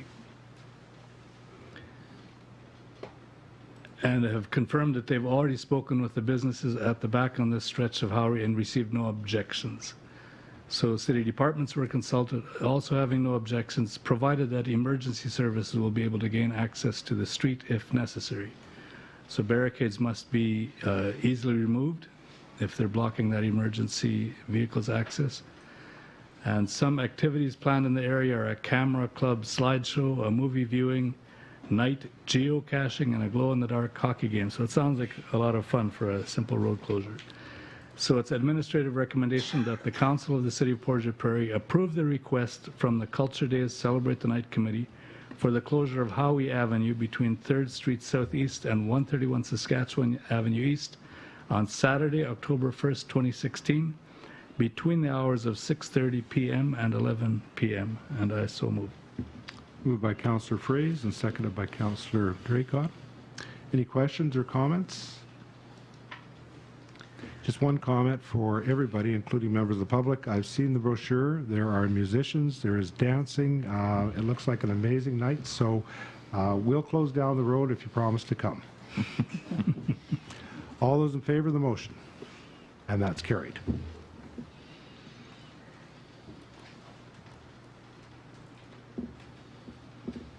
We have no old business, so we are adjourned at 7:36, and we're going to take a 5-minute lifestyles break, and then we're going to come back. We'll go into committee, and I'd just like to let the public know committee is open to the public. It's open to the media. We welcome you to attend. And then at the end of committee is question period. Take a 5-minute break.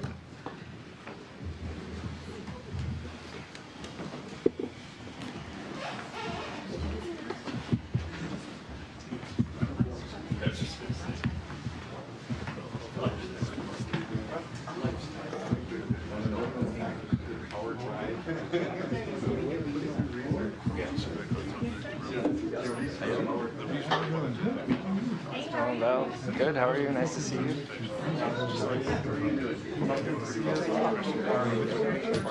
I was stuck in the hallway for a bit, but here's my way in.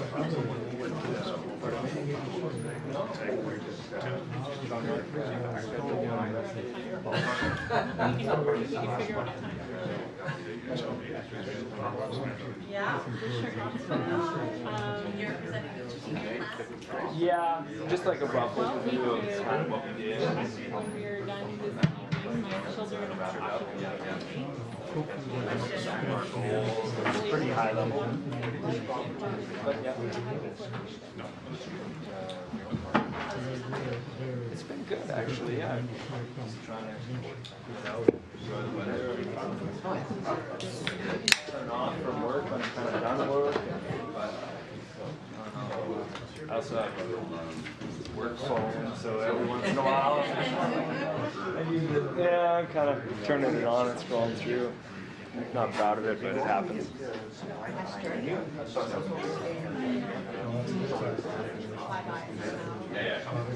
I love fall, so I'm very happy. Yeah, me too.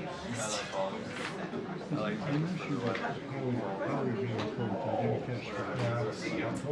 I'm not a huge plus 30 guy. I have no idea how much yeah, my wife likes the heat. I'm just not that into it.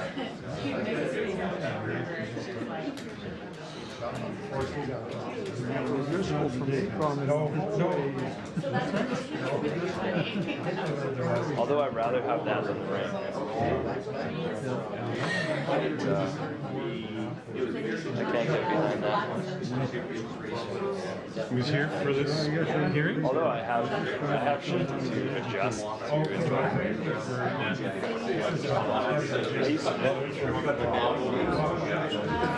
Trying to become more grounded.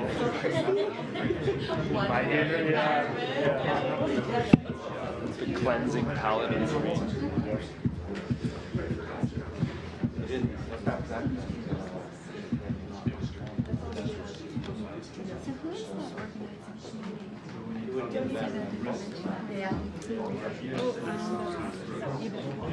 Okay.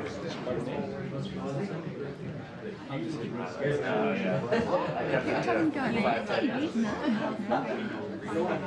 well, you've been involved. So you know the flow, but everybody else. No, I was like looking at it and I'm like, you're gonna want the depth. I had some trouble. Nice highway. 1.8.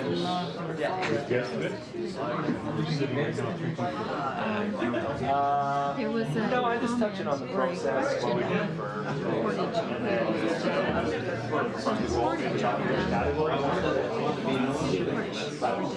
I'm not getting into that. I know they have. Tried to find Louis on Facebook.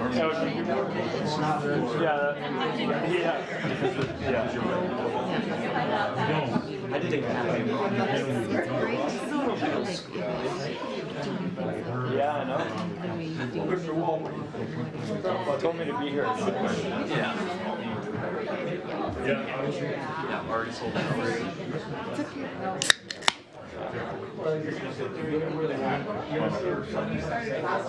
No, been in council. I started January. But more basic. More basic teams.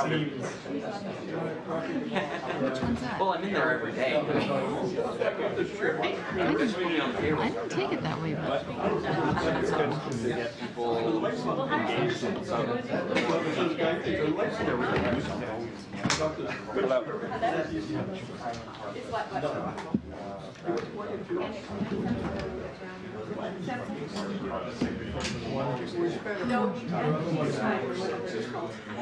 I would do that.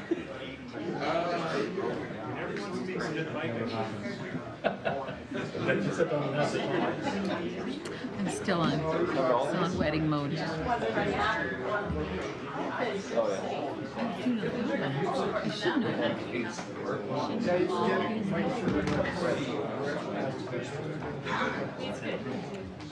Yeah. I'm almost twice as old as you.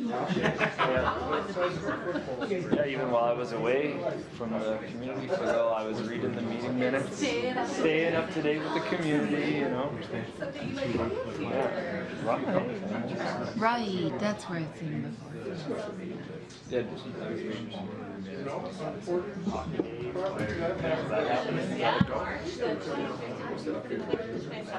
That'd be cool. You're doing it right on this. Yes.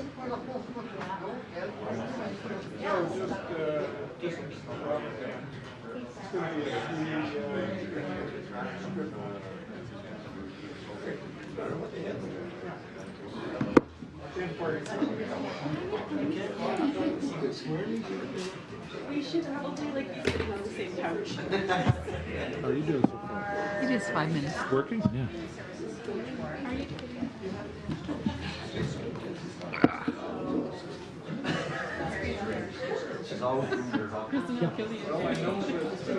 No, actually, today I gave you the opportunity to bring me coffee. That is a solution to my day. It's a challenge to yours, but not that I'm not engaged.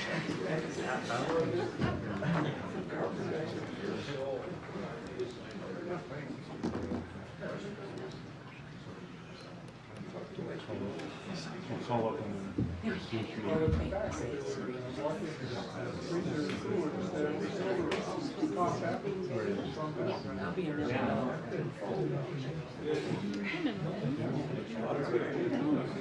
Did I notice Jay? I'm asking you to put in this report when we get there? Yeah. Okay. Oh, yeah, right.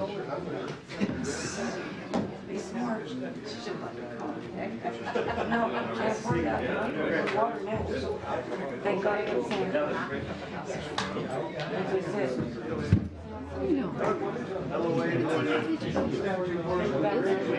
Which one are you talking about? Elena.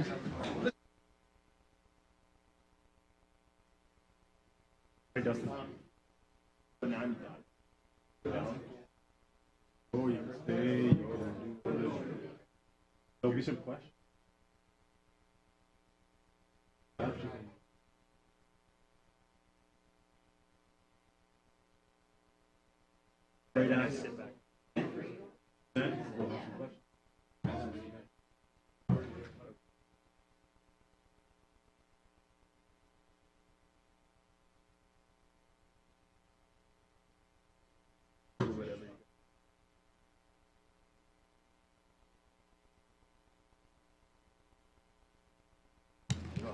No.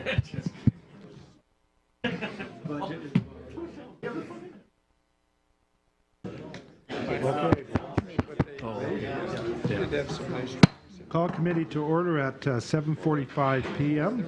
There were several appendixes. We'll call committee to order at 7:45. In the email that So, I'm just moving right into finance, I Finance, guess. okay.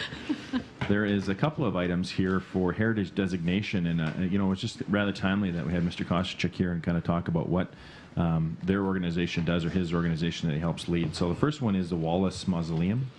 And if you just pull up that report, there's an application to move this into I'll read the alternatives: to proceed with the municipal heritage designation of the Wallace Mausoleum building as recommended, or not to proceed. So there's quite a history that's been provided by the Heritage Advisory Committee, which plays a very significant role in our community. And I encourage everybody, I'm not going to read through it, but I encourage council, if you haven't done already, to do it. It's neat, and it's good that we try to recognize this heritage in our community. And so I will be supporting this motion. But just kind of the crux of it is, get down to the administration recommendations, obviously, to give it municipal heritage designation of the Wallace Mausoleum building at Hillside Cemetery by giving this, when I read it, the first reading at next council meeting. But really, again, protecting that heritage, and it really allows for some funding mechanisms to come into place. Once you've got that designation, then you can apply for different granting to restore the mausoleum. So it's a good news story on that one. Any questions before I move on to the next one? Yes. just to comment, Mr. Pelekity did write extensively about this in our local newspaper, and I think it's a very worthwhile project, and he's actually started a fund to which you can contribute if you want to contribute to the restoration of the mausoleum. Yes, thanks, Councillor Wall. The second heritage designation is actually just right next door, and that again will just be looking for municipal heritage designation. And again, there is a report provided by the Heritage Advisory Committee just outlining kind of the multi-purpose usage of the building next door, which is, I guess, officially known as Olina's. It's been Olina Bridal and Flowers in 2015. It's been everything from a drugstore, it's a restaurant. I think everybody knows it as the Grindstone. If you read through the report, there is lots of other uses that building has been used for over the years. So again, I will be recommending full support to have this this heritage designation, and again, comes with it different levels of potential funding sources for the owners. Any questions on that one? Okay. And finally, the last thing in my report is a second quarter forecast, which that's for the end of June. You can see that options are to adopt our financial results for the 6 months. I've just outlined here from an operations standpoint on several different fronts that we put buckets into, basically mayor and council, city managers, public safety, operations, and then we switch over to our utility.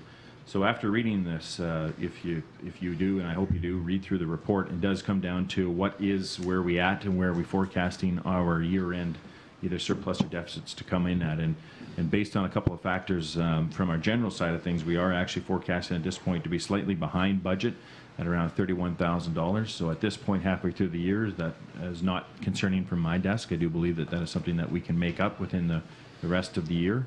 And also on the utility side, we are actually forecasting for a surplus of around $82,000. So very similar to previous years, we're right on budget or right within budget to a small degree of percentage. So I'm happy with this report, and I'll be moving to accept the financial statements. If there's no other questions, that will be my report at council, and that does conclude my committee report. Thank you, Councillor Buds. Economic Development, Councillor Dreger. Thank you, Your Worship. We have several items on tonight's committee meeting. The first is a request for an extension for conditional use. As you will recall, last year, September 28th to be specific, we granted a request to medical Manitoba Green, Inc. for a conditional use at 900 Fisher Avenue. And they have asked for an extension to this conditional use, and the Planning Act does make provision for us to extend their request for an additional 12 months. And so I will be making a recommendation to grant that. Is there any questions regarding this company? I've got one question. Any sign of life out there? They got any activity? Well, as you recall, they did have one of their the people who were instrumental in bringing this forward become seriously ill, and so that has sort of put it on hold. But lately, I haven't heard. But you must have, no? And one of the members passed away. Okay. And then they reapplied for it. Okay. I haven't heard any more from them. So this is all we've heard is to reapply within the time frames that they could Okay. be granted that conditional use. Anything else, sir? Okay, the second one is also an application for conditional use, and this is by Proud Smoke Holdings. It's at 1943 Saskatchewan Avenue West, and they would like for us to their conditional use is for a billiard hall in conjunction with a liquor license establishment. So this applicant is opening a liquor licensed establishment that would like to have a minimum of 4 pool tables. The number of tables could be expanded to 8 for the purpose of tournaments and pool leagues, dependent on interest. I think we have discussed this, maybe not this council time, but the previous council did discuss a billiard pool hall, and at that time it wasn't granted. But how does council feel about this one? Any comments? Councillor Espy? I was aware that this was coming up eventually, and knowing who is behind this, I will be supporting it wholeheartedly, and it will be nice to see something going into that building. Okay.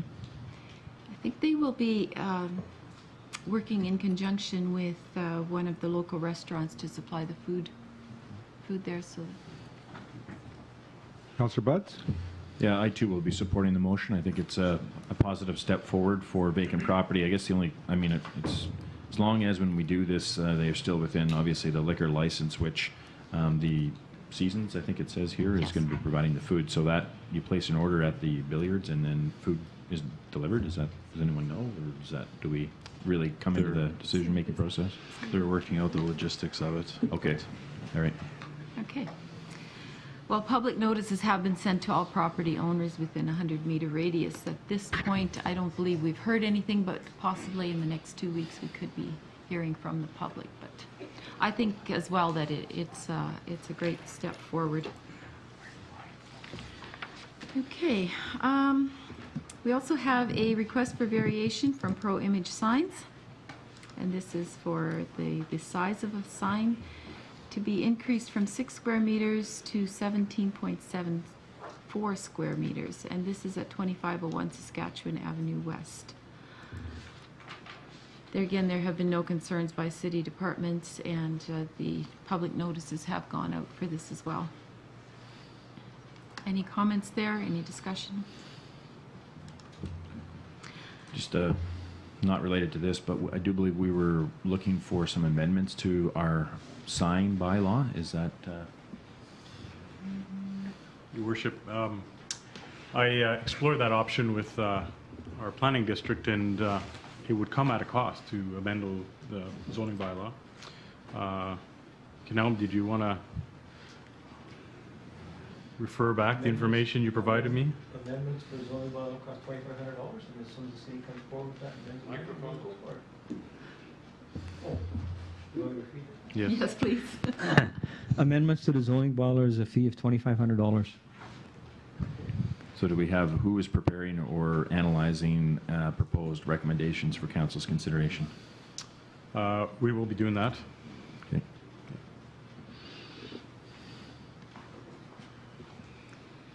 Okay, and the only other item I have to bring forward is the building reports for June and July as submitted by the Planning District. And I think one item of note is that the new single residential we're 10 houses ahead of last year. Last year we had a total of 16 to the end of July, and this year we have 26. And if you do drive south and on the west side of Ridge Road, you will see that all those new houses going up there. And that is all I have to report this evening. Your Worship. Just to add to that, it's not worth bringing a motion forward for one amendment to the zoning bylaw for $2,500. So we will make sure that we bring, as long as there's a significant number of amendments that need to be brought forward. For one, it doesn't make sense, I don't think. But thank you. And I'm sorry, I misspoke. That was to the west of River Road, not Bridge Road. Okay. Thank you, Councillor Dreger. Community Services, Councillor Fraze, please. Thank you, Your Worship. As individual councillors, we sit for a 4-year term, and sometimes it seems like a very short time to be dealing with city issues that may continue long past our term. So we're very pleased to have had some help designing a 15-year plan for the sustainability of our community, and we're looking at accepting that plan as presented by Stantec Engineering, and I believe there's a gentleman from Stantec here tonight to make that presentation of their the plan they've prepared after consultation with the folks in the community regarding the future of our community. So I'd welcome Stantec's representative. Thank you.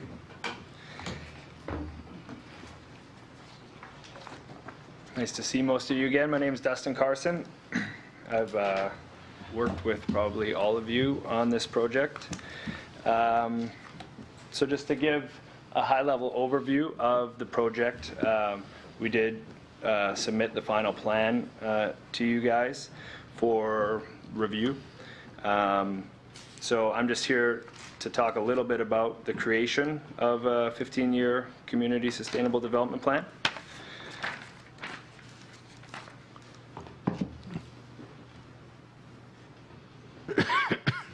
Scroll. Okay, thank you. It doesn't seem to be working. Bear with me. There we go. So the development of the plan was built around the premise of addressing the following 3 fundamental questions. Number 1 was, where are we now? This question was about seeking to understand what has made our community a success and a destination for new residents, investment, and tourism from past to present, and understanding the context and constraints of current policy and community structure. Number 2, on the top right there, is where do we want to be? This question is about working to identify the community's vision for its future based on engagement and input from a broad range of residents and stakeholders. This vision is the idealized state of what the city of Portage la Prairie can become. And then on the bottom we have how can we get there? And so that kind of bridges the gap between where we are today, where we kind of want to be. This question is about identifying actions that we can take to turn our collective vision into reality. Creating a plan was voluntary, and the city wanted to implement a forward-looking approach. The plan was meant to facilitate community discussion to identify possible strategies, projects, timelines for community development planning. So a little bit about the timeline of where we started, where we've been, where we are now. In November 2005, Stantec team conducted initial background review of existing planning documents, demographics, and associated community information. In November of 2015, there were flu clinic dialogues and a questionnaire, informal dialogues with residents conducted during flu clinics held at the PCU Center. On November 4th, 2015, over 100 residents participated in that dialogue. This was an opportunity to share thoughts on the current state of the city and high priority topics for consideration in the planning process. A Approximately 1/3 of those attendees completed brief questionnaires that were used to establish context for the development of a more extensive survey. And in March, we created that survey. The community survey was open to residents of the city in March of 2016. The survey was hosted on the city's website from March 3rd to March 11th. Surveys were also set up at community events, including the 15th Annual Youth Career Opportunity Expo, Portage Prairie Community Revitalization Incorporated Pizza Night, and Portage Prairie Home and Business Expo. And throughout that process, we had 297 completed surveys. Following that, as a little bit more of an in-depth strategy session, we conducted focus group sessions, which most of you were at. On March 23rd, individuals representing a variety of stakeholder groups were invited to participate in a full-day focus group session hosted at PCU Center. Members included representation from local businesses, municipal staff, environmental groups, Indigenous Canadians, the school district, healthcare, elected officials, senior representatives, and other not-for-profit leaders drawn from the community. Participants were tasked with interpreting input received from the community surveys and proposing strategies to achieve progress on the high priority issues. Secondary sessions were held with broader participation from local business representatives. So a little bit about the plan development. As I touched on before, it was built around the three central questions: where are we now, where are we going, how will we get there? Where are we now, the premise being that we need to understand our current lived reality and how we have arrived at this point through past decisions and long-term trends. Where are we going? Seeking to understand where residents believe the community is going, more importantly, where they think it should be going in an ideal scenario. And how will we get there? Defining possible actions and strategies to shift the community's trajectory to align more closely with the desired future envisioned by residents in the ideal scenario. So a little bit about the consultation process. The plan is intrinsically based on the attitudes and beliefs of city residents. To be successful, the plan had to reflect the shared opinions of the community in the broadest sense. Our objective was to draw in as many viewpoints as possible, and this reflected in our engagement approach. The flu clinic dialogues and questionnaire on November 4th targeted towards meeting residents in a non-threatening and unstructured environment. Input was gathered through informal conversations and was limited to macro-level themes and topics. This formed the basis for the community survey, which was more extensive and structured. That survey came in March 3rd to 11th. It was disseminated to as wide audience as possible. To promote accessibility, in-person sessions were held at the Collegiate and during the career fair. We believe that at points the survey did not effectively capture enough input from seniors or First Nations residents based on response demographics. And then the focus group sessions on March 23rd and April 2016, which included those demographics, community input presented to local leaders, participating in a full-day workshop session. Participants represented a broad range of expertise and interests with different perspectives and goals. Participants were asked to review a complete list of possible strategies and then prioritize collectively. So the framework that was used for the plan, it's a holistic, overarching plan to guide the city's future improvements. Represents a long-term view. 5 lenses of sustainability were applied to simplify the planning process. Goals that were outlined by participants of the engagement process were sorted into one of the 5 lenses. These lenses were selected based on Stantec's experiences in developing similar plans in partnership with other communities. So the the lenses are our place in the world, people, money, resources, and built environment. And I'll touch on just a high-level list of some of the goals that were represented in those categories in a couple of slides. So just a little bit about the report structure.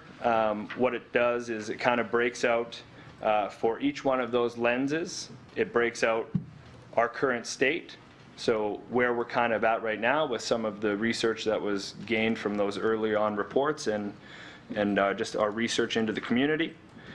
And then it goes into our desired future. So what did we hear from the community that some of the goals were? Where do we want to be? What are we kind of striving towards?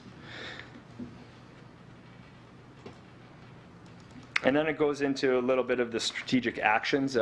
What can we do to kind of get to those desired futures? It has the strategy and title number at the top. It also has which kind of sustainability lens that it relates to in the little icons at the top on the left page. And then what specific actions to help advance the strategy. And then we also included a timeline. The timelines are short term, which are 1 to 3 years, medium term 3 to 7 years, and long term is 7+ years. Overall, there's 12 strategic actions and then 66 broken out actions. And then for each category, we also included a little highlight from what other communities have done, so you have a little bit of a working example of initiatives in other places. So just to touch a little bit on the goals that we heard, I'll just review the high-level goals from each lens. Number 1 goal, strengthen partnerships with local Indigenous Canadians, the rural municipality, and Southport to coordinate the available resources and distribution of services, housing, education, and employment in the best interests of all residents. Number 2 in our place in the world was mitigate and adapt to climate change vulnerabilities. For our people, we heard that number 1 was be a community that attracts youth and young families to live, work, and play. Number 2 was be a welcoming community for new residents and non-Canadian immigrants and to provide appropriate support services to integrate newcomers into the community. Goal number 3 was maintain and improve the status of Portage la Prairie as an age-friendly community that is supportive and accessible for all generations. Number 4 was create a culture of safety among residents and visitors to the city and reduce crime. For our money, goal 1 was manage community infrastructure assets and service delivery with the community's revenues and long-term fiscal sustainability in mind. Number 2 was attract stable, well-paying job opportunities to Portage la Prairie that provide economic security to residents.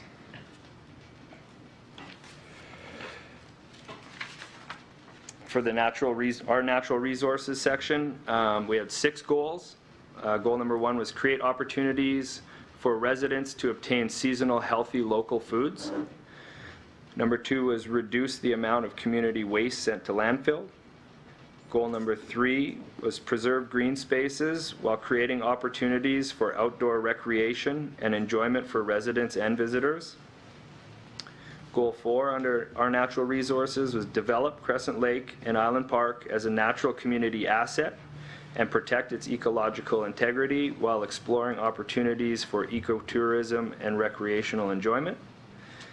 Number 5, promote the generation of renewable energy and reduction of energy consumption within and by the city of Portage la Prairie. Goal number 6 was reduce potable water consumption and reuse wastewater as a resource. And in the last section for our built environment, there were 3 goals. Goal number 1 was revitalize the city of Portage downtown with a focus on creating a more attractive, walkable, and accessible public space that draws residents and visitors. Number 2 was establish a community transportation network to provide alternatives to travel by car. And goal number 3 was promote a greater mix of housing types which appeal to a wide range of demographics and incomes within each neighborhood. So some of the key points of this plan, that it was informed by input from over 400 plus city residents and local leaders. The plan reflects what we heard from the community. All these goals are a representation of the feedback that we got from the community. And the plan will serve as a resource to Portage Prairie Council and future councils to support and guide annual budget and capital planning and city programming decisions.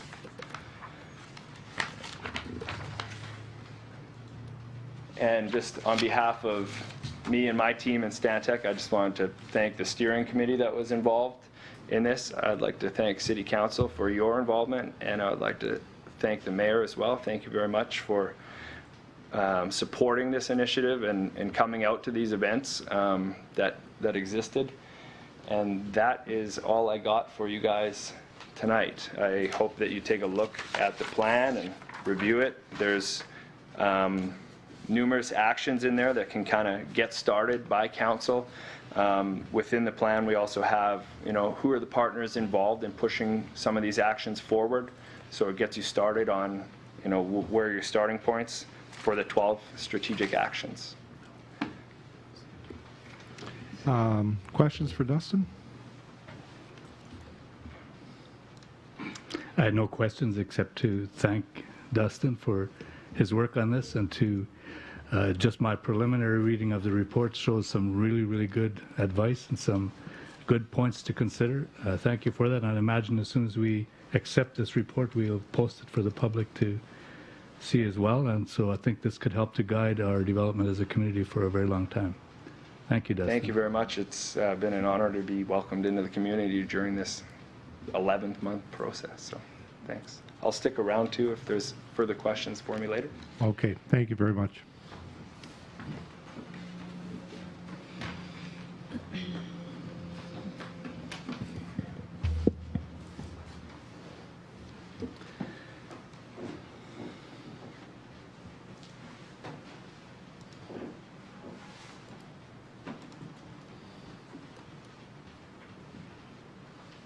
Councillor Fraze, you had another item. I do.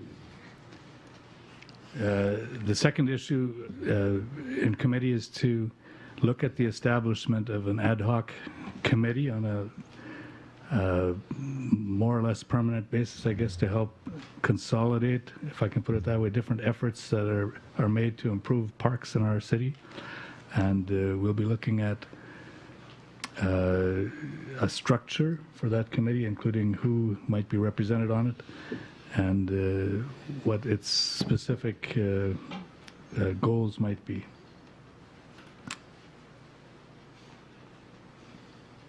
So I think it's a great move going forward, that we look at ways to make our efforts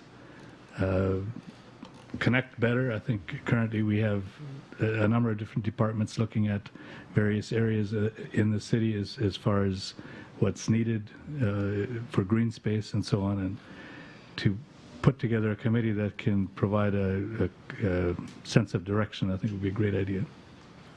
Okay. And that concludes your reports? And that would conclude my report. Thank you, Councillor Fraze. Waterworks Committee, Councillor Wall. Waterworks Committee has nothing further this evening, Your Worship. Thank you. Transportation Committee, Councillor Draycott. Thank you, Your Worship. I do have a few items this evening. The first item that we will look at, however, is the draft functional design for Crescent Lake Causeway. If you will remember, ACOM has been working with us to create a functional design for Crescent Lake Causeway. The design scope that was chosen originally for the causeway was a 3-arch culvert on the existing bridge alignment, with sufficient clearance below to allow small boats to pass through in the summer and pedestrian and snowmobile traffic to pass through in the winter. The scope of the project included the site survey, geotechnical investigation and design, hydraulic review, identification of utility conflicts, and additional traffic study, including pedestrian traffic, modifications to the geometric design of the roadway, and environmental review, preliminary structural design, modified landscaping plans, preliminary cost estimates, and a review of the staging plans for construction.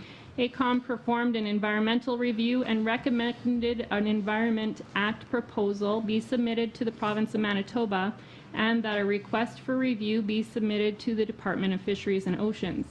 To support these submissions, it was recommended that an environmental site assessment, including a fish study, be completed. This study is outside of the scope of the project and is being undertaken at additional cost to the original study. At this time, it's not anticipated that the outcome of that study would add significantly to the cost of the project. Design issues. In the course of the geotechnical investigations, it was found that the expected consolidation of the underlying soil would be very high, approximately 600 millimeters, but would take place very slowly over many years. This is due to the fact that the weak soil thickness in the area was over 6 meters. In boreholes undertaken for other projects nearby, the weak soil thickness is considerably less. To avoid differential settlement of various components of the causeway, the alignment of the new causeway was shifted to the east, away from the existing causeway. All of these resulted in the substantial increase in the estimated costs over the estimates in the conceptual design phase due to the increased cost of fill material and the impact of the extended construction schedule. Shifting the causeway to the east has also has the benefit of moving it away from the 300 millimeter diameter water main that crosses Crescent Lake. It is also recommended that the existing aerial utilities be relocated underground to improve the aesthetics. The culvert option recommended these 3 arch culverts with a concrete raft foundation. This option has a slightly higher cost than 3 pipe culverts, but has the benefits of increased durability, eliminates the possibility of differential settlements between the culverts, and improves the overall appearance. Roundabout design. A digital simulation of large volumes of pedestrians found that the roundabouts were effective if the north-south crossing of the east side of the Crescent Road and Royal Road was moved to the east. This may require the installation of sidewalk extensions. Pedestrians would be able to make the north-south crossing on the west side of the intersection, so this change should not have a negative effect on pedestrian movement. Roundabouts were recommended in the report since they significantly improved the traffic flow, particularly at large events. They also have the inherent benefit of slowing traffic, but not necessarily stopping it. Our cost estimates were as follows. The estimated cost of the recommended option is $8,455,850 plus engineering and inflation for the total of $9,977,903. This is substantially higher than the $6.5 million estimated cost from the conceptual design stage due to the findings of the geotechnical report. So those are the soil qualities underneath the current location of the bridge. That is what has increased that cost. The conceptual design also did not include the engineering costs. Because of the increase, other options were considered. Those options, at the council meeting in June, council requested administration to investigate the lower cost options. So option 2 reduces the width of the causeway to 2 lanes from 3, but maintains the higher 3 arch culverts. This eliminates the 3rd lane. It would slow traffic to events substantially. The estimated cost of this would be $9.4 million. Option 3 is lowering the causeway to essentially level with Crescent Road, but maintaining 3 lanes of traffic. This option would not allow passage under the causeway for boats or other recreational users. It would also not have the aesthetics of a bridge structure. The estimated cost of this option is $6,196,866. Option 4 is a low-level crossing of 2 lanes. This would have the disadvantages of both option 2 and 3. The estimated total of this option would be $5.7 million. All of the design options of the above include roundabouts. A further reduction of approximately $160,000 is estimated if the intersections of 4-way stops are used rather than roundabouts. However, traffic flow is significantly reduced if roundabouts are not utilized. Funding for this project. The city has applied for grants for this project through the Manitoba Bridge Program, a maximum grant of 50% of the total project cost, and through Small Communities Fund, a maximum grant of 2/3 of the total project cost. Administration requests that Council of the City of Portage La Prairie review the full draft report and advise of any changes or clarifications to the final report, which will be submitted at September 26, 2016 council meeting. So just to clarify, because that's a whole lot of information, currently our options are reduced slightly the cost of what we had originally seen in June because we have a more thorough estimate. Originally, we saw that estimate go up approximately to $10 million. We are now down to 8.5 plus the engineering and inflation for that cost. So we're back up to 9.977. Option 2 would be to keep it the same except for we would reduce 1 lane of traffic.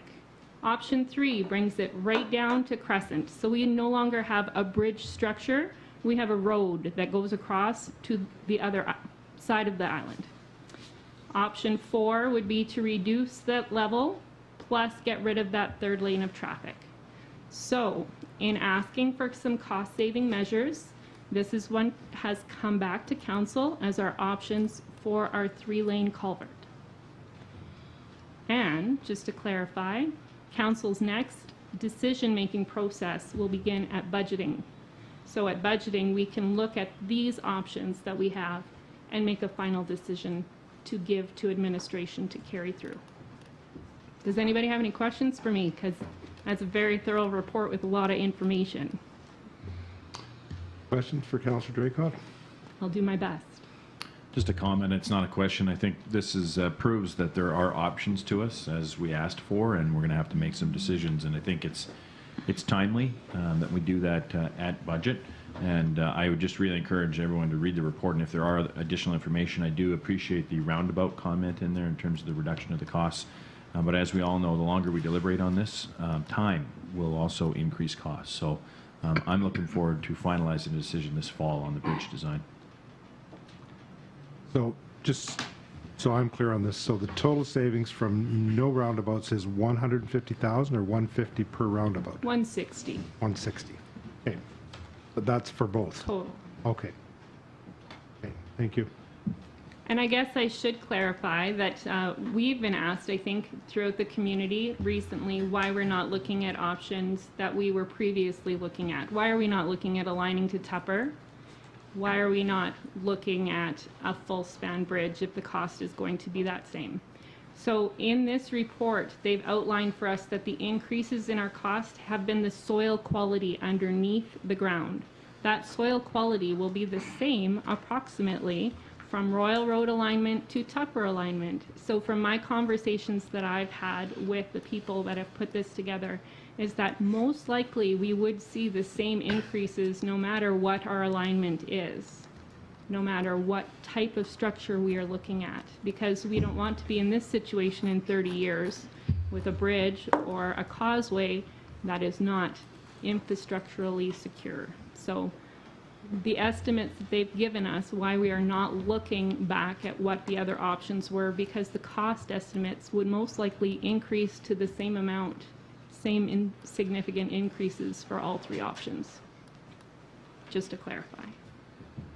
Which honestly could go up if you take into consideration the water main that has to be moved. Mm-hmm. Absolutely. Which was not considered in the original report. The water main was not considered in the original engineering study.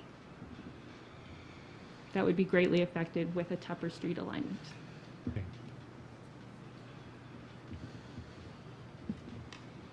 Any more questions on Any that? more questions? All Okay. right. I do have a couple more items, if I could, Mr. Mayor. I did want to let the public know that we do have Household Hazardous Waste Day coming up. It's scheduled for October 1st, 2016. It will be at 10 a.m. to 2 p.m. at City Operations. It's not a new function for us, but it is an opportunity for all citizens to come with their hazardous waste materials that they have at their households, whether it be paint or solvents or anything like that they can't throw out in their regular garbage. So that day is open to the public, October 1st, 10 to 2 p.m. It is good to note that we cannot collect oil at that same time. The company that does this for us, they don't collect oil. However, we do have oil collection available at Portage and District Recycling at that facility. So I just wanted to point that out. And then one other item that I do have for committee this evening is I know that bulb outs are one of those things that everybody wants to talk about. I don't know how much we're going to dive into it today because I do know administration would like to come back to us with some recommendations, with some review of how they've gone. They've gone here and there, driving down Crescent, depending on the day. That being said, I wasn't at the August meeting, but I did take a little bit of feedback in terms of crosswalks and future locations of crosswalks following our July meeting.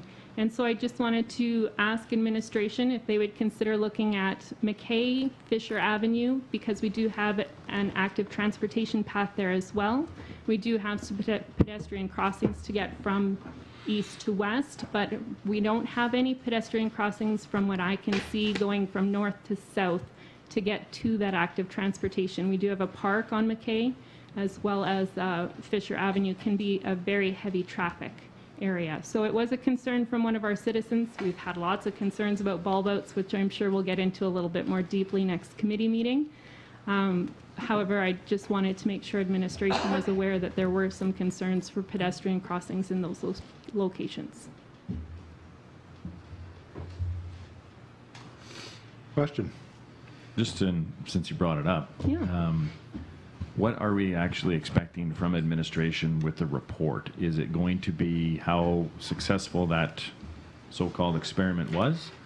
Or is it going to be a recommendation for implementation in our paving program for next year? Or what are we expecting for administration? I don't actually know what we are expecting in the follow-up report that I'm expecting at next committee meeting.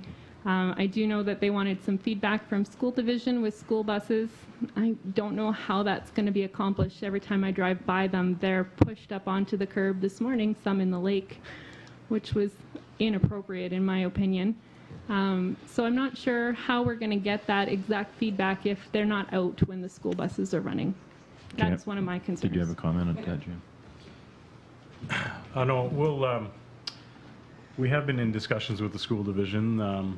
There's mixed feelings from the bus drivers, as I understand it, but officially the comment from the school division has not come, as far as I know, as of 3 o'clock this afternoon when I spoke with our director of operation. In terms of recommendation, it'll be no different than what we've provided in the past. Will be an objective review of the so-called experiment, and we'll make some recommendation based on what we've observed and the technical expert around the table. Just for clarity, will there be crosswalk identifications or anything in that report? That was the intention. Okay.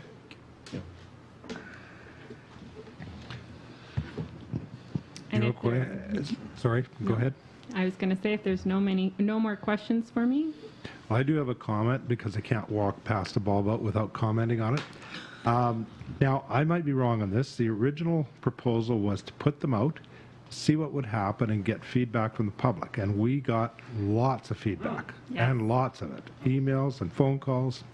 Anyway, so we have a pretty good idea what people are thinking about them. Now, in fairness, our transportation chair took a lot of heat over that, and that's not really fair because this was not her idea.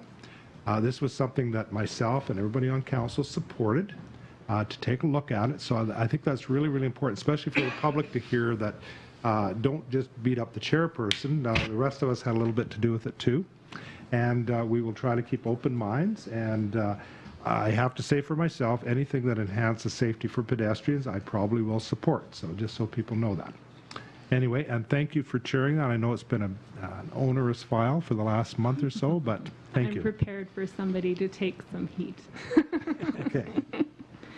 On that note, though, I would like to say that all of us as council members are not opposed to having feedback on any of the issues that we are looking at, any of the issues that we face on a regular day. As long as it's done respectfully, I think that we can all take that. That's what we've asked from our community, is to be elected to represent. And the only way we can represent correctly is if we know what the issues are and what the feelings are of the people that we represent within the community. So that being said, bulb outs have been one of those things that there's been a lot of heat, but I think that in the overall process of it, it's something that we're looking at to increase safety, and that I will admit that I'll stand up for safety every day too. So thank you. Okay, thank you, Councillor Draycott. Public safety, speaking of public safety, Councillor Espy. The Public Safety Committee has nothing to report. Okay, well, thank you very much. So, committee is not adjourned. We are going to move into question period. So for folks from the public that haven't been here before, we have a 15-minute question period. We take turns and we take information-seeking questions from the public, and we will endeavor to answer those questions. And so, first question. Evening, Mr. Mayor, councillors. My first question is, would council consider moving a motion tonight to extend council question period until all questions that want to be asked are asked? Well, the bylaw mandates 15 minutes. I'm asking that it possibly can be considered to be extended. Well, we do have that provision that a member of council could move the motion and it could be voted on. Typically, that would take place at the 15-minute mark, unless somebody wants to make a motion. Does somebody want to extend it right now?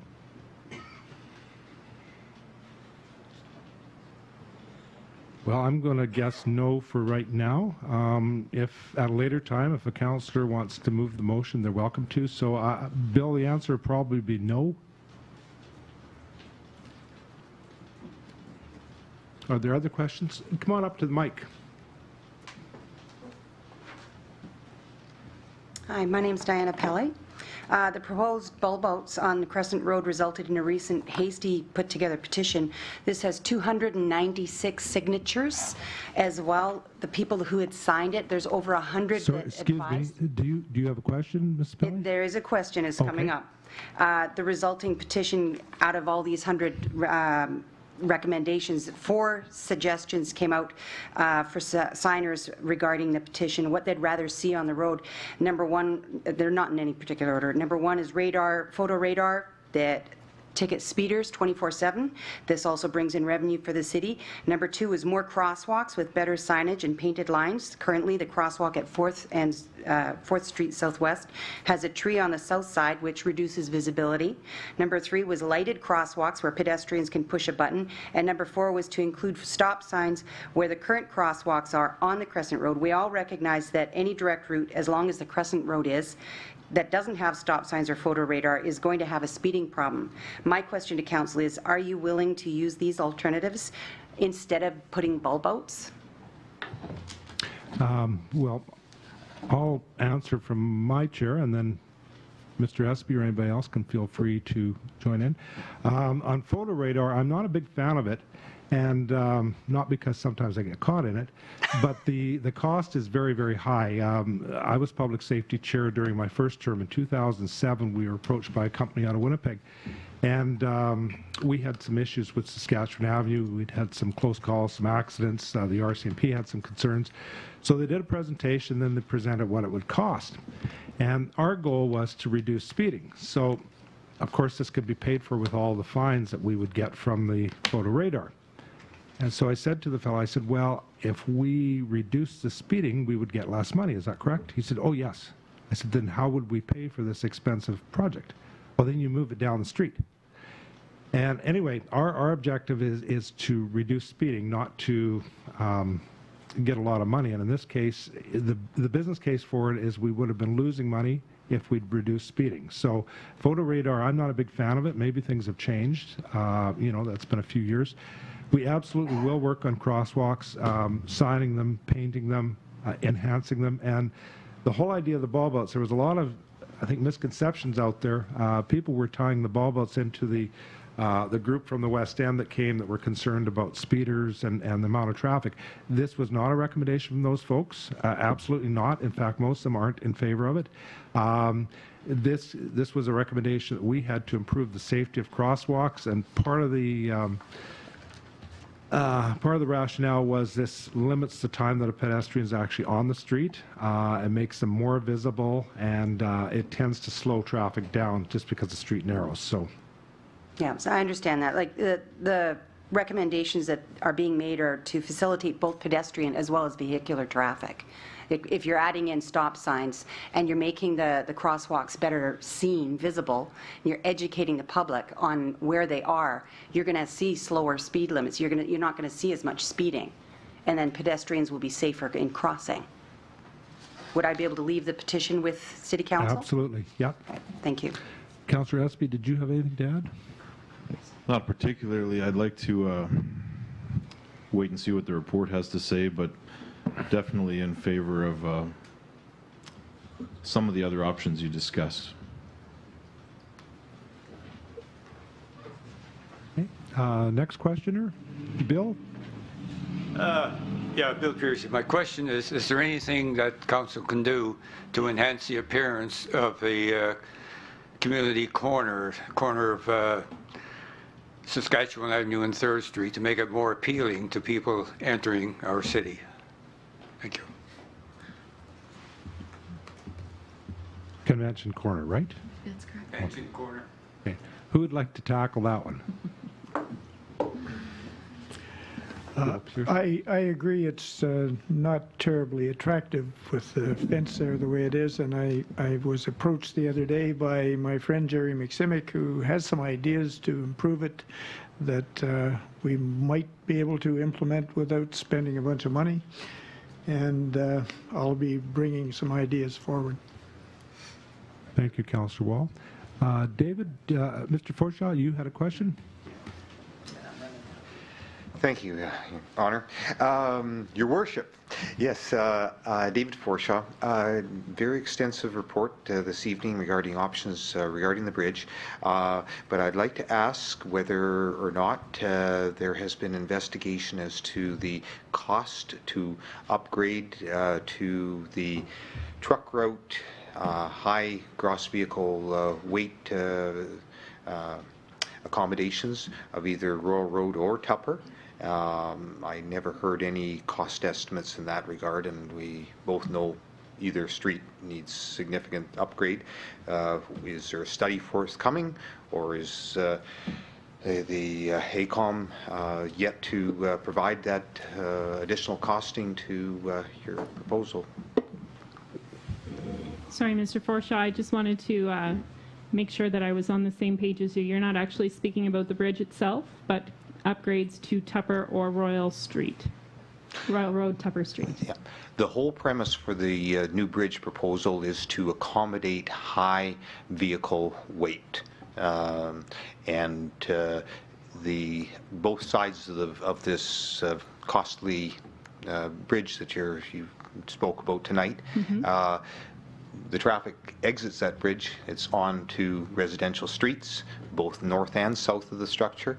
I'm just asking have you costed out the road work necessary to upgrade Royal Road or south of the to the PCU Centre, or wherever your high capacity weight vehicles are traversing? For sure. So if I could answer a little bit of it, the idea behind the design of a new bridge is because the current bridge that we have needs replacement. It's not to accommodate higher weight ratings. The causeway, the temporary causeway that is not so temporary anymore, is there because the bridge is no longer able to accommodate some of the higher rate ratings, such as fire trucks or some of the trucks that go over the bridge. However, upgrades to Tupper or Royal Road, I'm not aware that there are any upgrades in in the future for those that are necessary or currently budgeted for. Kelly?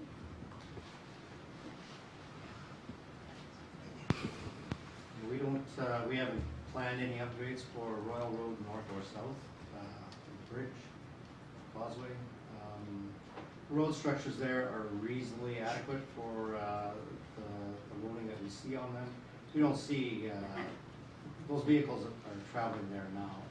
We don't see any significant deterioration of those sections of the roadway. I believe the structure is probably adequate to handle those loads right now.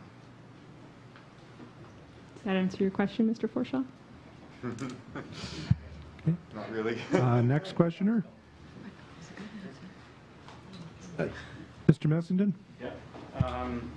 With your P3 project, I hate those things. I think they're a mess. They're a monster, but I don't know if you have any other choice with this. About 3 years ago, I had a presentation committee is on by the guy that looks after it for the federal government.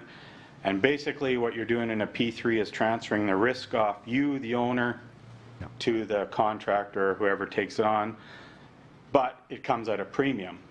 And do you guys know what the premium you're paying for not wanting to take the risk yet?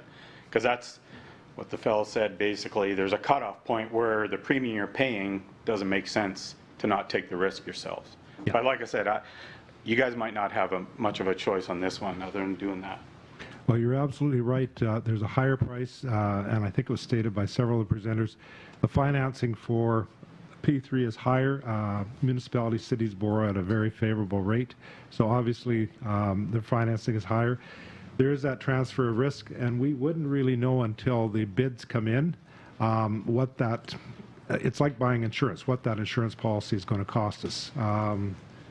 There are, within the report, there's a model of that risk, and I mean, some of the presenters also challenge that. It's not a perfect model, but that's what we had to work with. The estimates are known to us, both on the risk transfer and also on the premium. However, we need to protect that information so that the procurement process is protected and its integrity is protected, so that the bidders come in with their estimates, and the next step will be an affordability model that we need to establish, and that will be communicated to the bid teams and to the community. Thank you. Next question. Come on up to the mic. Thank you, Mayor. Chris Gibson. Well, first I wanted to give whoever hired Maple Leaf Paving kudos. Wonderful. They do a great job. Very professional. But on the other hand, here's the question. Who made the decision that you had to cut 2 feet of everybody's lawn and put dead sod on it when all there was 4.5 inches that you needed to fill from the new curb to your existing lawn with some dirt and maybe grass seed, or take that sod and cut it? But they dug out, spent lots of tax-paying dollars to cut out beautiful lawns, and then what was replaced by this company of Maple Leaf Landscape, or not Maple Leaf, McGregor Landscaping, I think, out of Winnipeg, was its dead lawn. They didn't roll it. They threw in lots of dirt, threw it on top, left it, came the next day, threw some water on it. It was never packed. It wasn't done right. They came back, threw some more water on it. If you didn't pack it yourself, continue watering this, when we all had existing lawns that we didn't have to water, it's nice and green already, it's horrible. You need to go down Lauren, you need to go down Gooddale, and it's still 2 inches to 3 inches above your own lawn. Ms. Gibson, have you contacted anybody in operations? Yeah, I'm in my next phone call, because they've come out, sorry, yes. Sorry, you said you did, or you didn't? I didn't. My neighbors have. Okay. 2 city people have come out and picked up the sod and looked at it. Okay. But still, why wasn't it just filled in with 4.5 inches of dirt? We've had this problem from time to time, and usually when operations is contacted, they contact Maple Leaf, they talk to the landscaper, and it's fixed up. I've seen that other years. Okay. But a call to operations would get it solved. Okie dokie. None of us here have the, No, I just wanted to know, like, why not just fill it in with 4 inches of dirt? yeah, I That's don't, operations job then? no, operations oversees it? Okay. Good enough, we'll make a call. Okay. I'm concerned for my elderly neighbors because they can't fix it. Okay, thank you. We have time for one more question. Mr. Mayor, will you extend question period? Will anybody on council make Got that 6 motion? questions. That would be a no.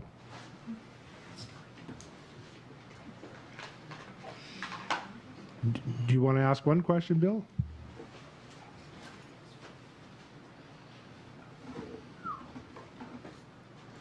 Reading the June report on finances, the second quarter, there's a list of the upgrades to all of the staff wages, all the way through in various stages, right up to the city manager. I see nothing for council or the mayor. My question is, what does the mayor get annually? What do councillors get annually? What is the schedule for raises between now and October 2018, if any? And second part of that is, will you deposit or make available your public accounts, your invoices for expenses? Okay. First part of that question, salary increases or not for council are tied into increases that city staff receive. So the city staff received 1% increase this year, council will receive 1%.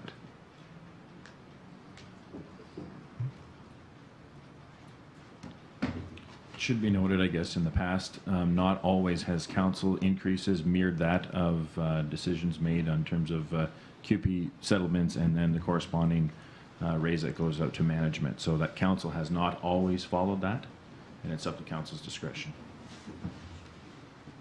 So what I'm saying is council has not always received the raise of everyone else.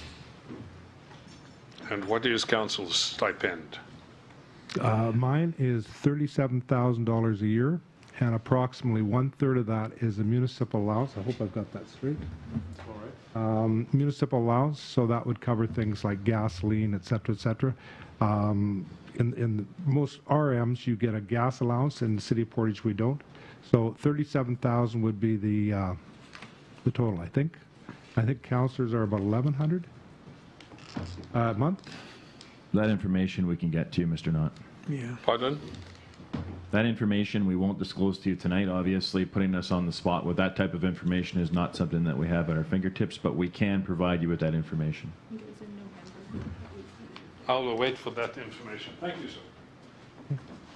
Okay, well, committee is adjourned at 8:47 p.m. Thank you, everybody, for coming out and sticking with us.